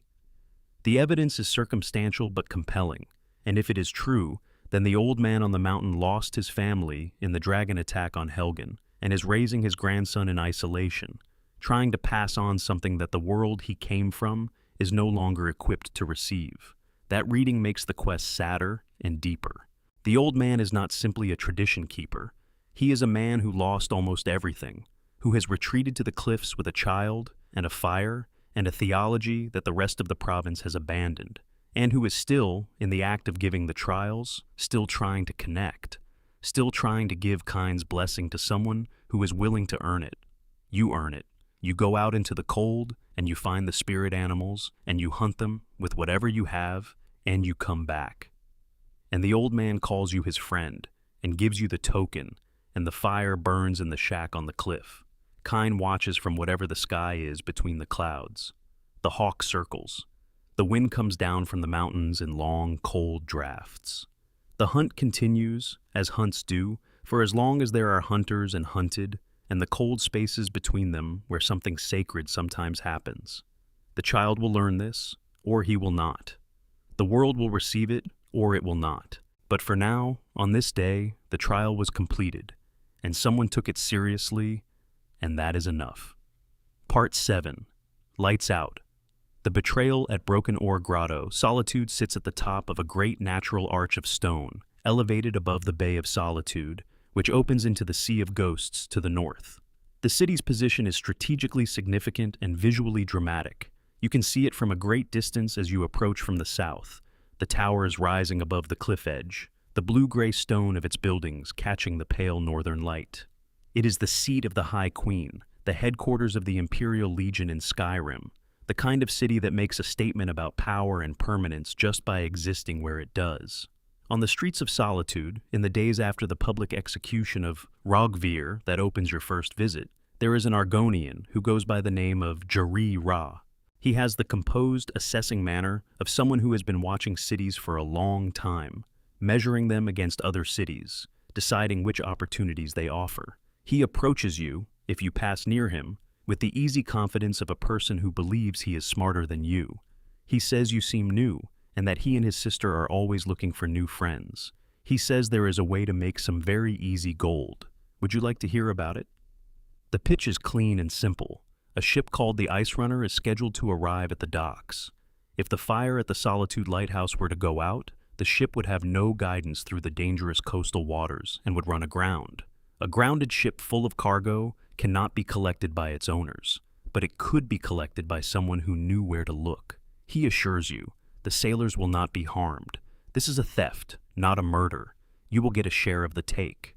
The lighthouse is up on the promontory northeast of the city. There is a keeper there, a Khajiit named Mazaka, who may or may not be around depending on the time you visit. You climb the spiral stairs to the top, where the great brazier burns with a light that can be seen for miles in the coastal dark, and you put it out. The fire dies. The darkness fills the space where the light was, and somewhere out on the water, a ship that was navigating safely begins to lose its course. When you go back to Jureira at the docks, he tells you the plan has worked. The Ice Runner has run aground on the north coast. His sister Dija is already there with their people, and she is waiting for you to come collect your share.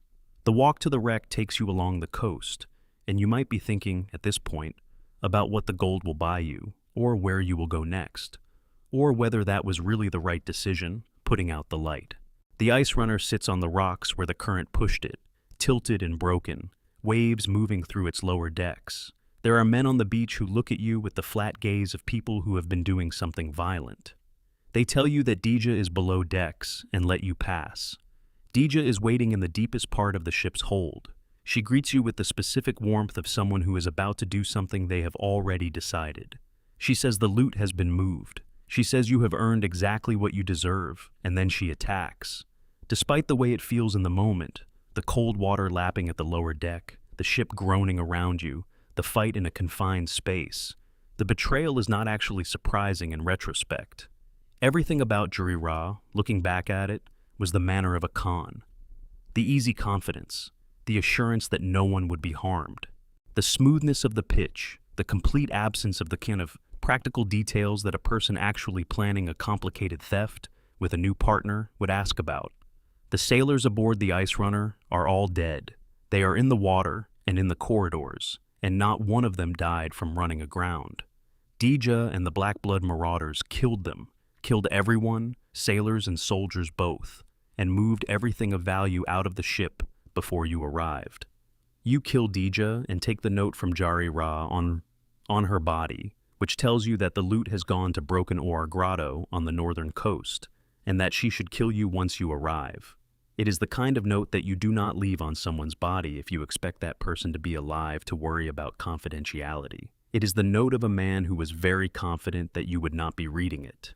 Broken Oar Grotto is a cave on the coast directly north of Solitude, its entrance marked by beached longboats that have clearly been used many times to ferry contraband from wrecked ships to the cave. Inside, the Black Blood Marauders have built a working operation, scaffolding, storage, a functioning criminal enterprise making use of the cave's natural concealment and coastal access. Jari-Ra is at the center of it, still confident, apparently, until he is not. The fight through the grotto is straightforward. There are multiple levels of scaffolding and stone, bandits at various positions, the occasional trapped floor section or tripwire. Jari-Ra himself fights without the calm he wore on the streets of Solitude, which is the other thing about con artists. They are very composed right up until the plan goes wrong. When he is dead, there is treasure in the cave. More than you would have received as your share of the arrangement, presumably, though there is no way to be sure. There is a chest that the key from his body opens. There is scattered loot from the Ice Runner's cargo. There is the particular satisfaction of having closed a loop that began with a fire going out on a promontory above the sea. The satisfaction is complicated, though, by the sailors, the people who were on the Ice Runner when it ran aground. They trusted the light to guide them safely, and the light was out because you put it out. The official story of the quest ends with Jari-Ra dead, and the plunder recovered, but those sailors are still in the water, and in the corridors of a wreck on the north coast, and no amount of coin changes that particular arithmetic. The lighthouse, as a permanent consequence, is never relit. The fire that guided ships for years through those dangerous coastal waters is simply gone, because you extinguished it, and no one restores it. Ships that come that way in the future will have to navigate without it. It is a small thing in the large world of Skyrim, but it is permanent, and sometimes permanent small things say something more honest than the dramatic ones. Jari-Ra's confidence throughout the Lights Out quest is worth examining because it is very specifically the confidence of someone who has done this before. He is not nervous when he approaches you. He does not check over his shoulder when he makes his pitch. He explains the plan with the clear, systematic efficiency of someone who has rehearsed it, the same pitch to the same kind of target, multiple times. He knows what kind of person he needs, and he is practiced at recognizing them. And he recognized something in you that seemed useful. The betrayal, when it comes, has the same quality of rehearsal. Dija's speech in the hold of the Ice Runner is not improvised. It has the cadence of something said before, words selected over time for maximum effect, the surprised air, the explanation that the loot has already been moved, the statement that you have earned what you deserve, and then the knife. It is designed to move quickly from revelation to violence before you can process what is happening. The note from Jari-Ra on Dija's body is the most honest thing in the whole chain. It says, "Sister, once you've picked up the packages, send them on to me at Broken Oar Grotto. The fool who did our work at the lighthouse should arrive shortly. Thereafter, make sure he is taken care of. He is called you, in his private correspondence, a fool. Not the useful fool of an accomplished confidence artist reflecting privately on the nature of marks, but the contemptuous, dismissive fool of someone who has never considered that the people he uses might be anything other than instruments. Broken Oar Grotto is his real domain. The approach from the coast brings you to a cave entrance marked by beached longboats, and inside the grotto, the full scope of the operation becomes visible. It is not simply Jari Ra and a few hired knives. It is a substantial criminal enterprise. The Black Blood Marauders, under a captain named Hargar, have been operating out of this cave for what the evidence suggests has been years. There is scaffolding built over the cave's natural features. There are storage areas for plundered cargo. There is a hierarchy, a structure, a functioning organization that has been wrecking and looting ships along this coast with regularity. Jari Ra is connected to all of this in the way that a middle manager is connected to a company. He provides specific services, he delivers specific results, and he is paid for them. The Ice Runner job was not his invention in isolation. It was the latest entry in a ledger of coastal theft that includes however many other ships, however many other fires extinguished or misdirected, however many other sailors who did not survive the night. When you kill him in the grotto, the Black Blood Marauders don't immediately collapse. They are a going concern without him. But the specific thread that connected the lighthouse to the wreck to the cave is severed, and whatever operation he was personally managing ends. The lighthouse on the promontory stays dark. There is no quest marker to restore it, no NPC who comes to you asking you to fix what you broke. The game registers it as a permanent state change and moves on. This is one of those design choices that is easy to miss, but very deliberate.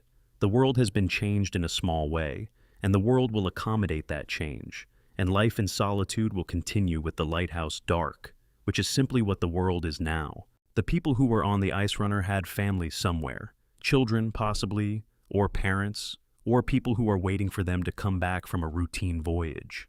They are not named in the game. Their deaths are background detail, the setup for a betrayal story, rather than the story itself. But they were real people in the world that the game creates, real in the sense that the game insists every person in it is real, and their reality is worth a moment's acknowledgement even if the quest doesn't provide one. That is the thing that the Lights Out quest ultimately says about its own moral landscape. There are no clean choices here. You can choose not to accept Jari Ra's offer, walk away from him on the Solitude docks, and never return. That option exists. The Ice Runner arrives safely, the sailors live, the fire burns. Or you can accept and put out the fire and follow the chain to its conclusion, and learn that the thing you thought was theft was actually murder in which you were a participant. The gold in Broken Ore Grotto is real gold. It spends the same as any other gold in any other chest, in any other ruin. But the lighthouse stays dark. That is the arithmetic of the Lights Out questline, simple and permanent. The light goes out. The ship runs aground. The sailors die. You can avenge them, and avenge your own betrayal, and walk away with the loot that their deaths and your labor produced. But the light stays out.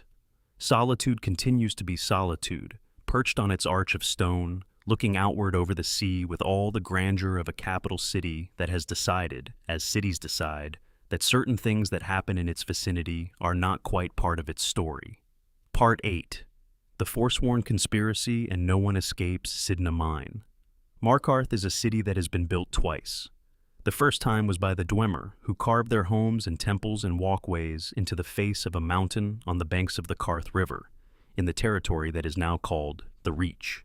When the Dwemer vanished in the First Era, they left behind a city of impossible engineering, its buildings integrated into the living stone, its water systems still functioning, its metalwork still intact. The second time was by the Nords, who moved into those Dwemer shells and made them their own, hanging tapestries over ancient carvings, burning fires and hearths that were first lit by a people no longer alive. Blood and silver, the people of Markarth say, are what flow through the city. Silver from the mines, the Silverblood family owns most of them, and the Silverbloods are among the most powerful people in the city, with the casual arrogance of a family that has been rich for long enough that it no longer bothers to explain itself. Blood from the history of the Reach, which is a longer and more complicated history than most people in the city want to discuss. The Reachmen, the people who identify themselves as the original inhabitants of this land before the Nords came and built an empire on top of what was already there, have been in conflict with Nordic authority for a very long time. Their most extreme expression is the Forsworn, a guerrilla movement operating in the hills and ruins of the Reach, attacking Nord settlers and travelers with the fierce, desperate intensity of people who have decided that conventional politics has failed them, and this is what remains. The Nords call them bandits and terrorists. The Forsworn call themselves freedom fighters and the people of the Reach. Both things are simultaneously true, and neither of them is sufficient. When you enter Markarth for the first time, you witness a murder. It happens in the open market, in daylight, in front of other people. A man named Wayland shouts something about the Reach belonging to the Forsworn and attempts to stab a woman named Margaret. Guards converge almost immediately, and the scene is over quickly, and the city resumes its business with the practiced casualness of a place that has decided, as a community, not to process certain things. A man named Eltrice appears afterward, slipping a note into your hand, with the practiced smoothness of someone who has been doing this carefully and urgently for a while. "Meet me at the Shrine of Talos," it says. "I need to talk to you." The Shrine of Talos is in the upper level of the city, and Eltrice is there, clearly frightened, clearly desperate. He explains that his father was killed by the Forsworn, and he has been trying to find out why, and the more he investigates, the more it seems like there is something going on in Markarth that is more complicated than simple Forsworn attacks. The murder of Margaret, if it was a murder, he is not sure she survived, does not feel random. He needs someone to investigate, and he cannot do it himself. And you look capable. You begin. You gather information about Margaret, an Imperial agent, as it turns out, sent by General Tullius to gather evidence about the Silverblood family's financial dealings. You investigate Wayland, who lived in a part of the city called the Warrens, where the poor and sick of Markarth are housed in conditions that make every other underprivileged quarter you have seen look comfortable. In Wayland's room, you find a note. It is signed only with the letter N. N is Nepos the Nose, a well-dressed elderly Nord who lives in a nice house in the upper city, who entertains guests and has the social standing of a man with money and connections. He is also, as you eventually discover, the man who arranged Wayland's attack, who directs Forsworn activity in Markarth while presenting a thoroughly respectable face to the city. When you confront him, he explains, with the particular resignation of someone who has been doing terrible things for so long that the reasons have long since ceased to feel like excuses, that he works for the king in rags. Madanach, the king of the Forsworn. He is in Sidna Mine. The Silverblood family owns Sidna Mine, and Sidna Mine is the most secure prison in Skyrim, because the prisoners work the silver veins rather than sitting in cells, which means the Silverbloods make money from a captive labor force, while simultaneously housing the province's most dangerous criminal population. It is an arrangement of such brazen efficiency that calling it corrupt seems somehow insufficient. Madanach, the leader of the Forsworn, has been in Sidna Mine for years. A man named Thonar Silverblood had him spared from execution in exchange for Madanach agreeing to use his Forsworn network as Thonar's personal enforcement arm, a service that was very useful to the Silverbloods until it wasn't. The deal, like all deals made from a position of absolute power disparity, was never quite what it appeared on the surface. You piece all of this together through conversations and documents, and then you return to the Shrine of Talos to report to Eltrice, and you find Markarth guards standing over his body. They tell you that you caused a great deal of trouble and a great deal of work for them. They tell you that they are going to pin all of the murders and the conspiracies on you. They tell you that you have a choice: go to jail or resist. This is the moment that defines the Forsworn questline, and it is not a comfortable moment. The guards of Markarth are supposed to be instruments of law, and they are instead instruments of the Silverblood family, which is not at all the same thing. They are framing you for a murder committed by the people they actually work for, and there is no option to simply walk away, no dialogue choice that lets you explain yourself to someone in authority, because the people in authority are part of the problem. You go to Sidna Mine. Sidna Mine is not like other jails in Skyrim. In other cities, jail means a cell with a cot and a waiting period. Here, it means the mine. There are no walls separating the prisoners from each other, no cells to lock yourself in. Just the mine, its silver veins, and the people working them. The social structure of the mine is its own contained world, with Madanach at the center of it even in captivity, communicating with his network, through the specific gravity that comes from having led a movement for decades and having suffered for it in ways that his followers respect. To reach Madanach, you need to navigate that social structure. An orc named Borkul guards his section of the mine and wants a shiv as payment for access. A shiv can be obtained from a man named Grisvar who wants a bottle of skooma in exchange. The skooma is available through another prisoner, and so you move through the mine's economy of small negotiations, each one requiring something and providing something until you are standing in front of Madanach. The king in rags is an old man. He has been in a mine for years. He has silver dust in his hair and deep lines around his eyes. And when he looks at you with the intelligence of someone who has had a very long time to think. He offers you a history lesson that you may or may not have been expecting. The Reach, he explains, was home to the Reachmen long before the Nords arrived. The Nords conquered it as the Nords conquer things, with force, with war, with the institution of Nordic authority over everyone already living there. The Reachmen rebelled more than once, and were suppressed more than once, and the final suppression that created the current situation involved Ulfric Stormcloak, who retook Markarth for the Nords, using methods that the official record is careful not to dwell on.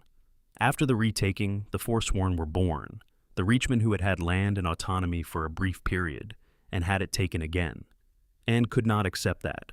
Madanach is not a nice man. He has ordered killings. He has used violence strategically for years.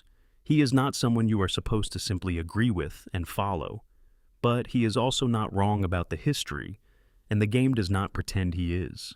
What he offers, an alliance, an escape route through the ancient ruins beneath the mine, freedom if you prove yourself useful, comes from someone who has reasonable grievances and has responded to them with unreasonable methods. Both of those things are true at once, and deciding what to do about them is genuinely difficult.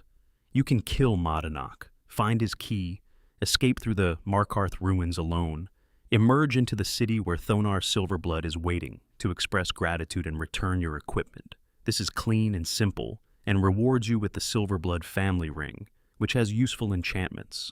It leaves the Silverblood family more powerful, the Forsworn leaderless, and the fundamental situation of the Reach unchanged. Or you can follow Madanach. Kill a prisoner named Grisvar as a loyalty test. Follow the Forsworn king through the ruins beneath Sidna Mine, spiders and Dwemer machinery in ancient corridors, and emerge into Markarth where the Forsworn are already waiting. Thonar confronts Madanach with guards, and there is a battle in the open street. And if Madanach survives, he gives you the armor of the old gods, a set of light armor enchanted for mages, with a quality and design that reflects the pre-Nord culture of the Reach, and then leads his people out of the city and back into the hills. The city of Markarth is left with its streets scattered, and its people frightened, and its fundamental problem exactly as unsolved as it was before. The guards are still corrupt, the Silverbloods are still powerful. The Reach is still contested territory, where two peoples claim legitimate ownership, and neither is able to make the other accept it. These are the most politically complex quests in Skyrim. Not because they set up one side as right and the other as wrong, but because they refuse to. The Reachmen have claims, the Nords have history, the guards are corrupt, the nobility is complicit. You, the Dragonborn, walk in and out of a situation that has been building for centuries and will continue to build after you leave, and no amount of individual heroism changes the underlying calculus. The only thing that matters in the end is which story you tell yourself about what you did in that mine and why. The Forsworn conspiracy and No One Escapes Sidna Mine are, considered together, the most morally serious pair of quests in Skyrim. Not because they make their complexity obvious, they don't. Not in the way of a questline that announces its ambiguities, but because they place you inside a situation that does not resolve, and they make you choose how to act inside it without providing a map to the correct choice. Madanach, specifically, is the game's most carefully constructed character who is simultaneously right and wrong. He is right about the history of the Reach. The Reachmen lived here. They were conquered. They had a brief period of self-determination during the Markarth incident, when Ulfric Stormcloak's forces were occupied elsewhere, and they governed the city with a competence that the subsequent official record tends to understate. Then Ulfric came back with soldiers, and the methods he used to retake the city, methods the game describes in documents you can find if you look carefully enough, were brutal in ways that created a generation of people with no political options left except violence. the Silverblood family, Thonar specifically, bought Modonok's life in exchange for his service. This is an arrangement that says everything about the relationship between official power and criminal power in Markarth. The guards who frame you at the Shrine of Talos are corrupt not because they are bad people individually, but because the institution they serve has been compromised at its source. And they have adapted to operating inside a compromised institution, the way that people adapt to operating inside anything. You go along or you leave, and the ones who stayed went along. Eltrise, who hired you, was investigating something that the city's power structure had every reason to suppress. And his death at the hands of the guards who were supposed to protect citizens is the logical conclusion of a system in which the guards protect the interests of those who pay them rather than the interests of the people they nominally serve. He knew this. His notes suggest he knew what he was risking. He did it anyway because his father was killed by Forsworn acting on Thonar's orders, and he could not simply accept that and continue. These are all real things that happen to real people within the game's world, and the game presents them without ranking them by importance. The dead sailors on the Ice Runner were real. The dead women in Windhelm's graveyard were real. Eltrise was real. The Forsworn fighters in the Reach, with their faces painted and their weapons made of bone, and their cause rooted in a dispossession that went back generations, they are real too, and their reality does not stop being real because they are nominally enemies who attack on sight. Skyrim at its best does this. It insists on the realness of the world's casualties without telling you what to feel about them. The quest system has to give you an outcome, a completion, a reward. But the story that surrounds the quest keeps going, in the Forsworn in the hills and the empty Shrine of Talos and the mines still operating under Silverblood authority and the Reach still contested between two peoples who both have claims. The armor of the old gods, which Modonok gives you if you follow him out of the mine, is made in the style of the pre-conquest Reachmen. It is enchanted for mages, which makes historical sense. The Forsworn's relationship with wild magic and Hagraven alchemy is part of their culture, not an aberration. When you wear it, you are wearing the armor of a people who lost their city and their autonomy and their claim to their own land, and who are still fighting for all of those things in the hills and the old places, with weapons made from what the land provides and a king in rags leading them from a mine where he has spent his middle years. The Reach is still beautiful, even under all of this. The mountains rise above it with indifferent grandeur. The Karth River moves through the valley floor. The ruins of Dwemer cities sit in the hillsides, still intact, still functional in their strange mechanical way, belonging to no one, because the people who built them are gone.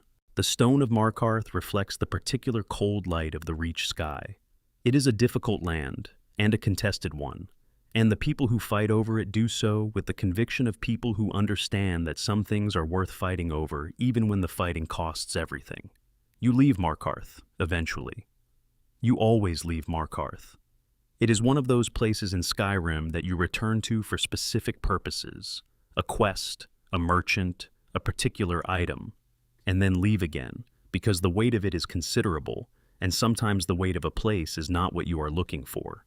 The mine keeps operating, the silver keeps coming out, the Silverblood family keeps collecting, the guards keep watching the streets, and in the hills, the Forsworn keep doing what they have been doing, which is making themselves known, one raid at a time, one fire at a time, one painted face looking down from a high place at the valley that was theirs once, and that they intend to reclaim.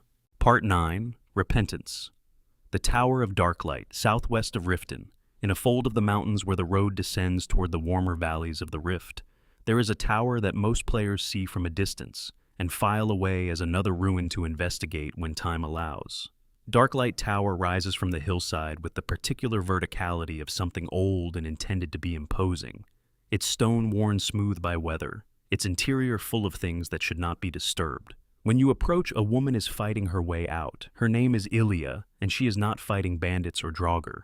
She is fighting witches, members of the order that occupies Darklight Tower, women who practice a particular variety of the old magic, who gather power through rituals that the more respectable schools of magic would rather not discuss. Ilia is one of them, or was. Something has changed in the last few hours, and she needs to leave, and she needs help. What she needs to tell you is this. She is the daughter of the woman who leads the order. Her mother, Sylvia, is at the top of the tower, and her mother is about to complete a ritual that will transform her into a hag raven. In the cosmology of Skyrim's magic, hag ravens occupy a particular and disturbing position. They are not creatures born as what they are. They are women who chose transformation, or were transformed, through a ritual that trades their humanity for power. The specific form that power takes is control over the natural world at its most raw and hostile, lightning and thorns and cold, and the ability to make Briarheart warriors by extracting the hearts of Forsworn and replacing them with briars bound to the hag raven's will. It is, in summary, not a good trade. What they gain in power, they lose in everything else.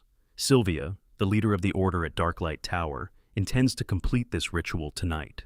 This is, apparently, something she has been working toward for some time, and the Order is assembled to witness it and assist with the final preparations. Ilya watched her mother prepare for months, and now, at the threshold of it, she cannot accept it. She wants to stop it. To do that, she needs to reach the top of the tower. She asks you to go with her. She will fight alongside you, casting spells in the close quarters of the tower's stairwells, and you will clear a path through the rest of the Order to reach Sylvia before the ritual is complete. The tower itself is a challenging climb. The witches of the Order are varied in their magical specializations. Some use cold, some use lightning, some summon familiar spirits that fill the stairwells with chaotic combat. Ilya is a competent mage and fights effectively at your side, but the confined spaces and multiple enemies make progress require care rather than aggression. Room by room, floor by floor, you ascend. Ilya, throughout the climb, says things that are quietly devastating. She talks about her mother with the careful precision of someone who has been trying for a long time to understand a person who does things she cannot understand. Her mother was not always this. There was a version of Sylvia that raised her, that was something resembling a parent, and that version exists alongside this one in Ilya's memory. She is not grieving a stranger at the top of the tower. She is grieving someone she loved. The confrontation with Sylvia, when you reach the top of the tower, is not what you might expect. Sylvia is not a monster already, not yet. She is a woman at the moment, before the threshold, still recognizably herself, still capable of speech and reason in the narrow technical sense. She knows Ilya has come to stop her. She understands why. She does it anyway. The fight with Sylvia is the fight with a powerful spellcaster in an open space, which is a different kind of challenge than the close combat of the lower floors. She has room to move and to cast, and her magic is considerable. When she falls, the ritual is over. The hag raven she was going to become is a thing that will not exist. Ilya is changed by it. She is quieter after, and the specific quality of that quietness is the quietness of someone processing something they cannot undo. The tower is still standing around you, still occupied by the dead of the Order, still smelling of old stone and cold night air. The staff of Hag's Wrath, which Sylvia carried, is on the floor. Ilya is standing in the place where her mother fell. She will travel with you afterward, if you want her. She is a capable mage and a thoughtful follower, better than many, more self-aware than most. She carries the weight of what happened at Darklight Tower in the way that the game's more interesting followers carry their histories, not as backstory to be recited on command, but as a quality of how they move through the world. The quest is called Repentance, but it is not entirely clear whose repentance the title refers to. Sylvia's, perhaps, for what she was going to do. Ilya's, for what she was part of before she decided to leave it. Yours, for whatever you were before you climbed a tower with a woman looking for her mother. Outside, the night is cold and clear, the stars of Skyrim brilliant in the way they are when you are high enough and far enough from the torches of civilization.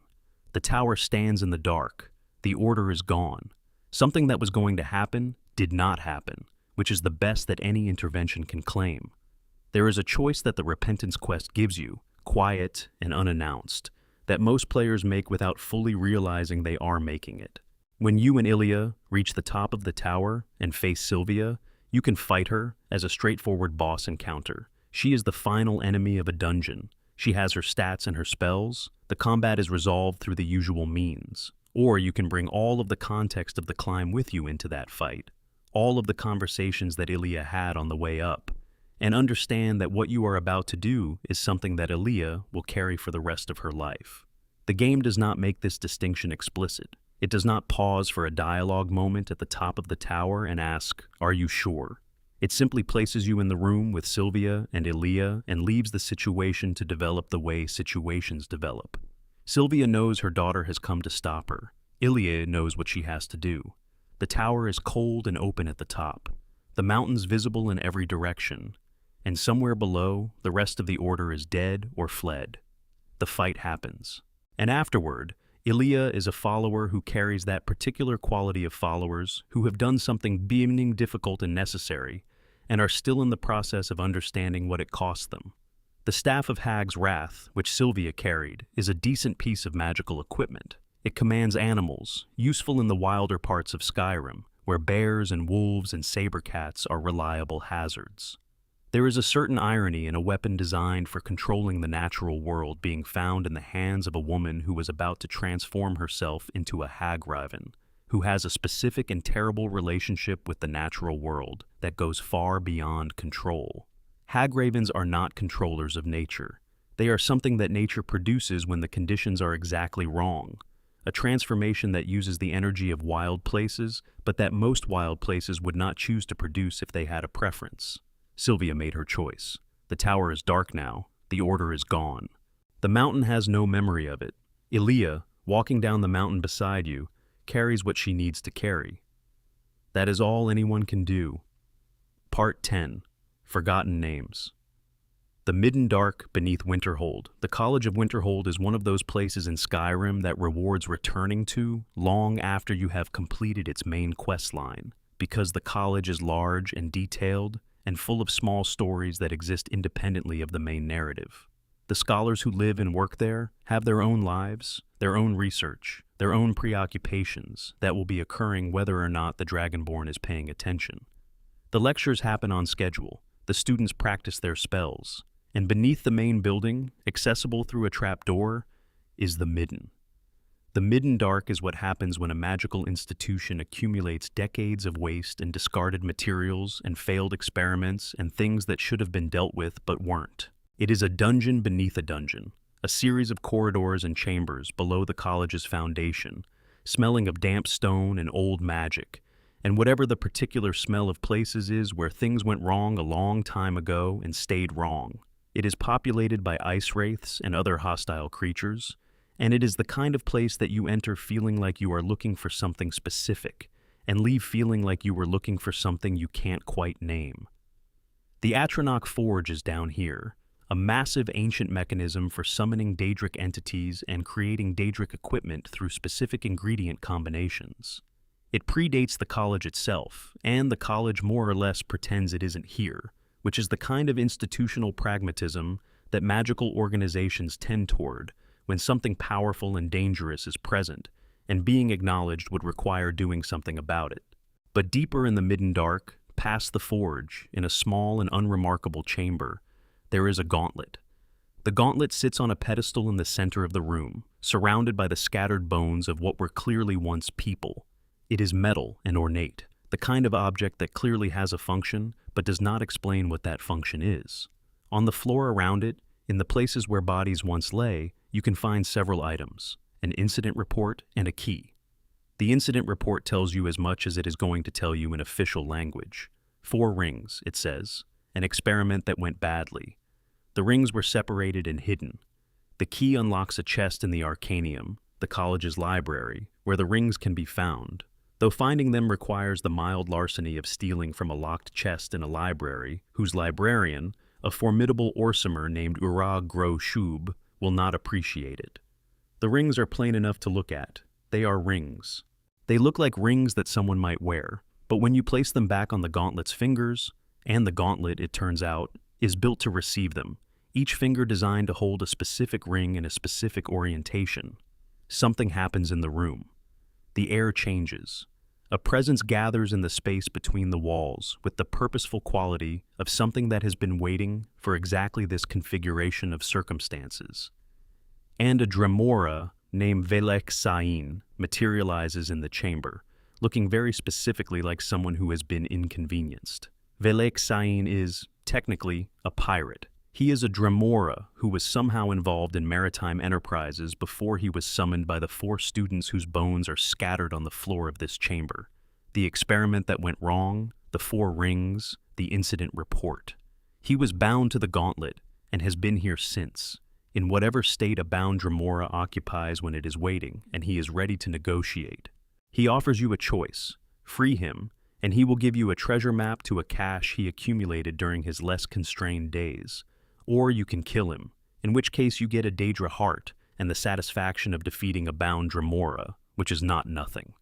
The treasure map leads to a cache on a small island northeast of Windhelm, in the Sea of Ghosts, which contains gold and items that are modest by high-level standards, but interesting in the context of having been buried there by a piratical Dremora. The quest itself is brief. It does not have the narrative length of Blood on the Ice or the depth of the Forsworn questline, but it earns its place in this collection because of what it does so quietly. It tells the story of 4 students who tried to do something they were not ready for and paid for it with their existence, and left behind their bones and their rings in the cold of a basement that no one visits. It tells the story of a being who has been imprisoned in this basement for what appears to have been a very long time, in the specific way that imprisoned things are present even when they cannot be seen.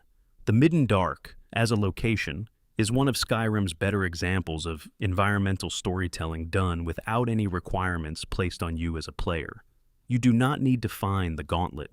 The quest does not appear in your journal with markers and objectives until you pick up those specific items. You simply descend into the basement of a magic school and find what someone left behind. The bones of the 4 students are still on the floor when you leave. The gauntlet is empty again, or occupied, depending on what you chose. The Atronach Forge hums softly in the cold. Somewhere above, through stone and ancient architecture, the College of Winterhold continues its work. There is something particular about the Midden Dark as a space that is worth sitting with. The College of Winterhold is the only magical institution of significance left in Skyrim. The Mages Guild that once spanned all of Tamriel collapsed in the previous era, torn apart by internal politics and a catastrophic accident in Winterhold that destroyed most of the city and left the college standing alone, distrusted by the Nords who blamed it for the disaster. The college that exists now is a remnant of something that was once much larger, much more politically connected, much more integrated into the fabric of the Empire. What does it mean that beneath this already diminished institution, there is a basement full of failed experiments and dead students and an ancient Daedric forge that the college officially pretends does not exist? It means that the college is building on top of a layer of things that went wrong. That the history of magical practice in Skyrim includes not just the grand achievements, the creation of enchanting techniques, the preservation of ancient knowledge, the investigation of the Eye of Magnus, but all of the smaller disasters, the overreaches, the times when someone tried something they were not ready for and paid for it with their existence.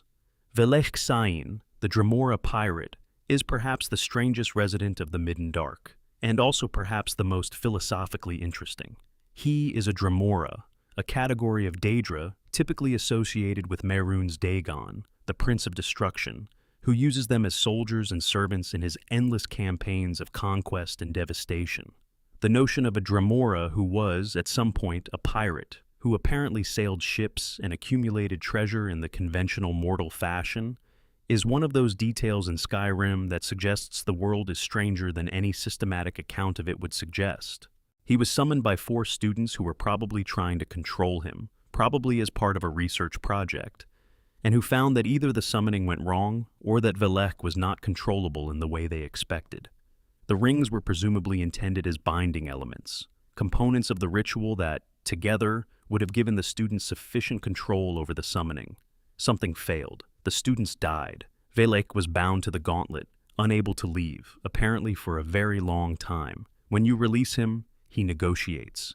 He offers the treasure map with the pragmatic efficiency of someone who has been thinking about how to handle this conversation for a considerable while. He does not attempt vengeance, does not attack. He is simply ready to transact and move on. The specific kind of patience required to wait in a gauntlet in a basement for however long he has been waiting, and then respond to release with calm negotiation rather than fury, is either the patience of someone with very good self-control or the patience of someone who has had a very long time to accept his circumstances and identify the best path forward. The treasure he directed you to, if you took the map, is real. There is a cache in the sea of ghosts that contains gold and items consistent with the accumulated wealth of a criminal enterprise of moderate success. He apparently had a career before the binding that left physical evidence behind in the world. That is more than most imprisoned beings can say. The Midden Dark, taken as a whole, is the college's unconscious, the part of the institution that contains what the institution would rather not acknowledge.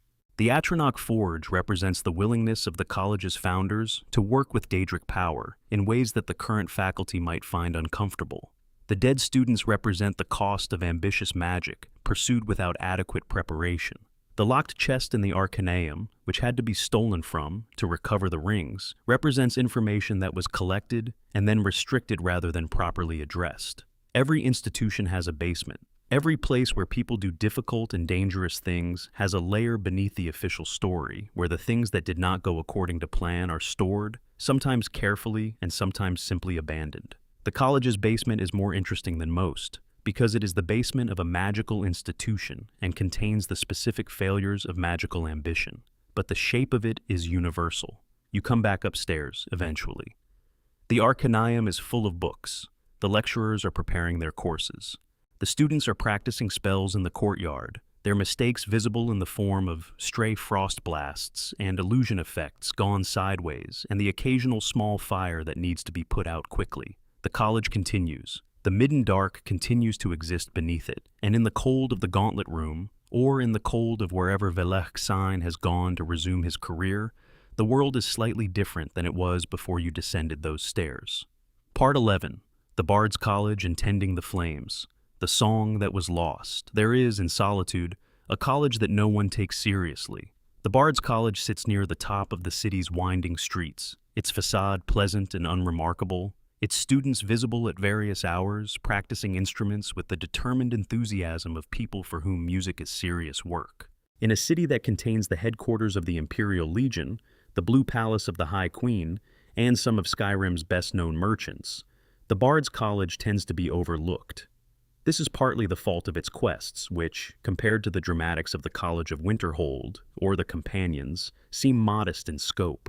You become a member of the college by doing a single quest, and that quest sends you into the ruins of Deepwood Redoubt in the mountains south of Dragonbridge to retrieve the journal of King Olaf One-Eye.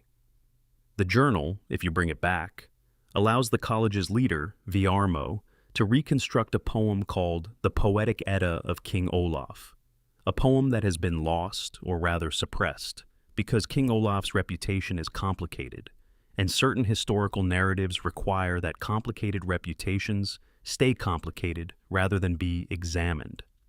The story of King Olaf is, at its core, the story of a man and a dragon. Olaf One-Eye was a high king of Skyrim in the First Era, and his defining achievement, the one that got him his throne and his name in the histories, was the capture and imprisonment of a dragon named Numinex. He lured Numinex to the city of Whiterun, trapped him in a keep, and imprisoned him there until he died.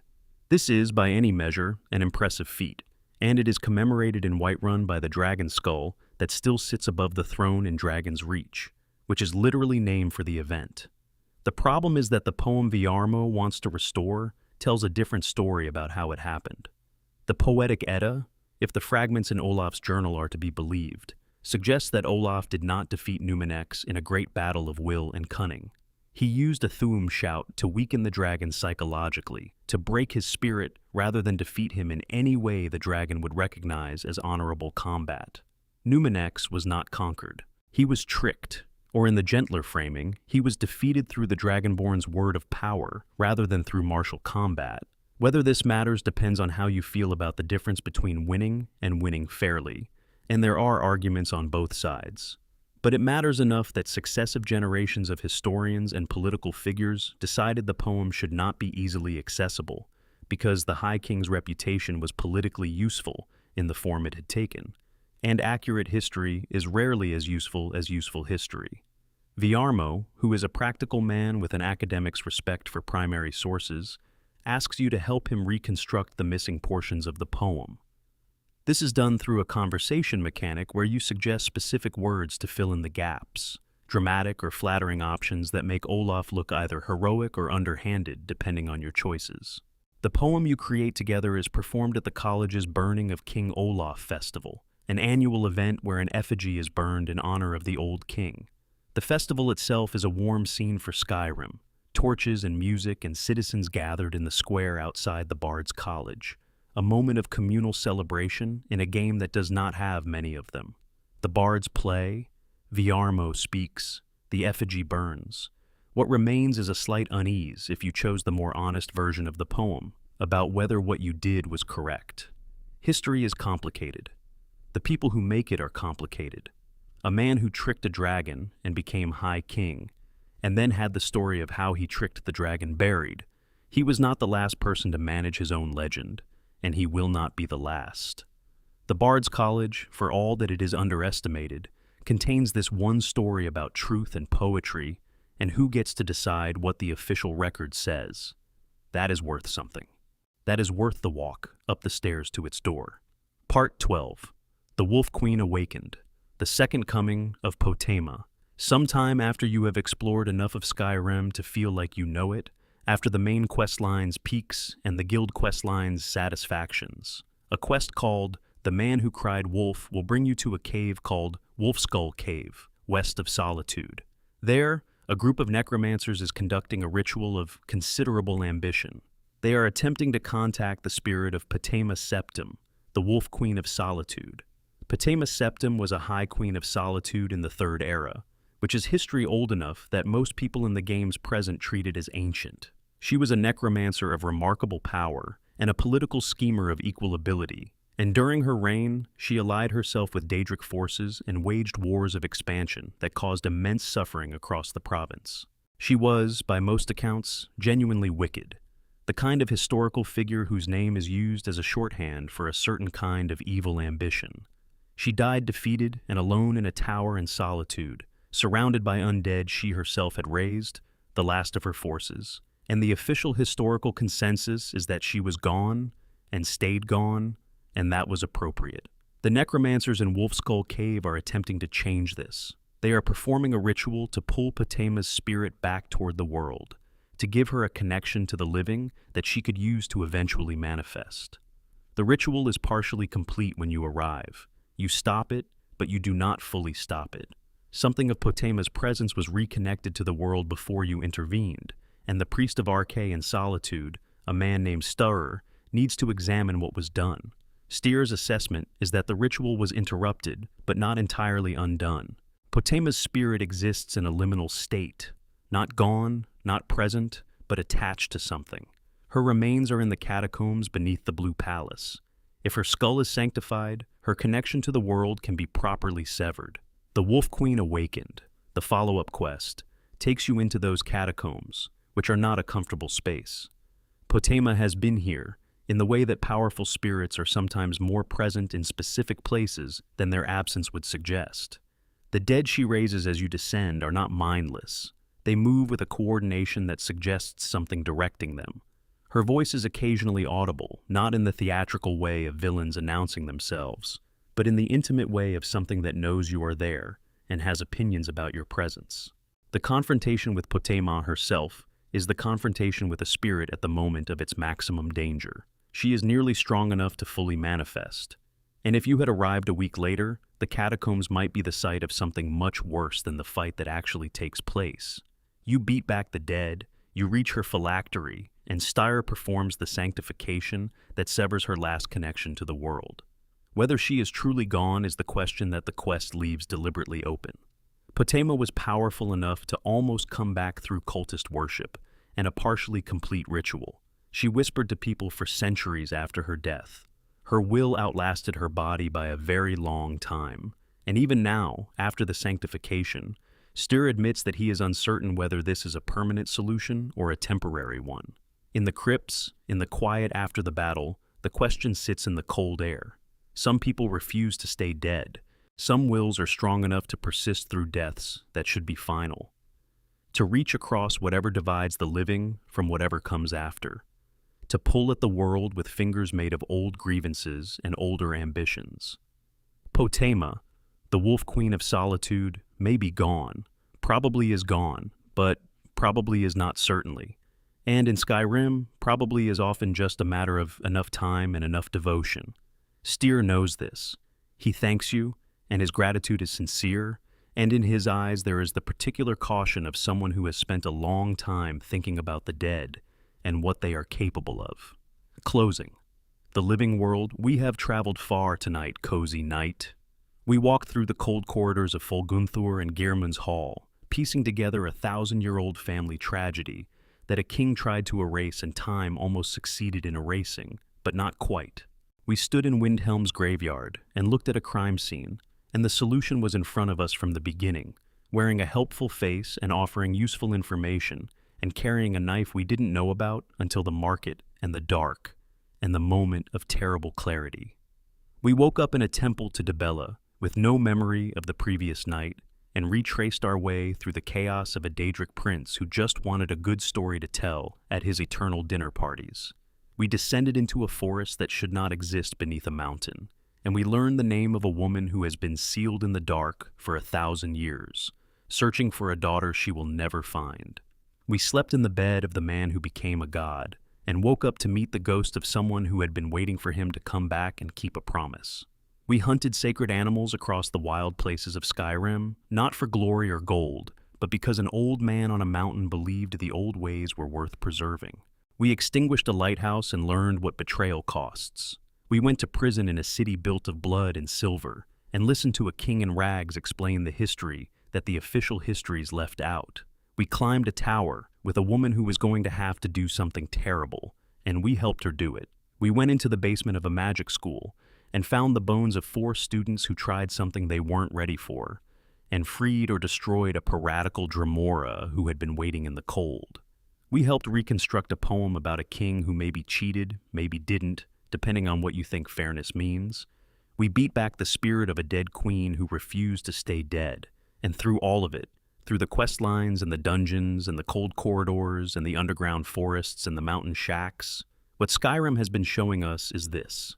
The world is full. It is full to the edges, in every direction you turn.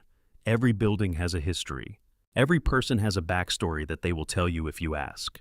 Every ruin is the site of something that happened to someone who cared about it. The main quest is a story about saving the world from a dragon at the end of the time. But the smaller stories, the ones that don't announce themselves, the ones you find by being curious and being patient and following the small threads, those are the stories about people, about what people do for love and grief and power and old promises, about what lasts and what doesn't, about what we owe the dead, and what the dead sometimes come back to collect. There are more of these stories in Skyrim than anyone has fully cataloged.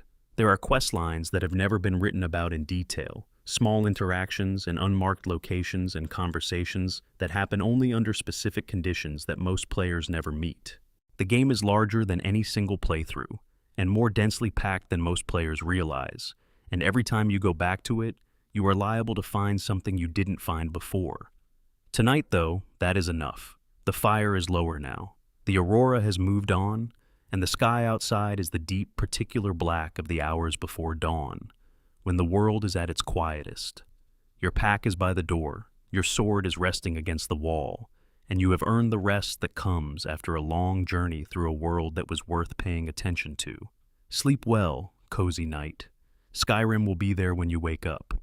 All those stories, still waiting in the dark of the tombs, in the snow on the mountain peaks, in the small shacks on the cliff faces, in the inns along the rivers where the ghosts of old soldiers sit and drink and wait for friends who are very, very late. They will wait. That's what stories do. If this is the kind of content you want to fall asleep to, a like and a subscribe means the world. It keeps this channel alive and helps more people find their way here. Leave a comment when you can. Where are you watching from? What time is it there? And which quest line would you want to hear next? Until then, rest well.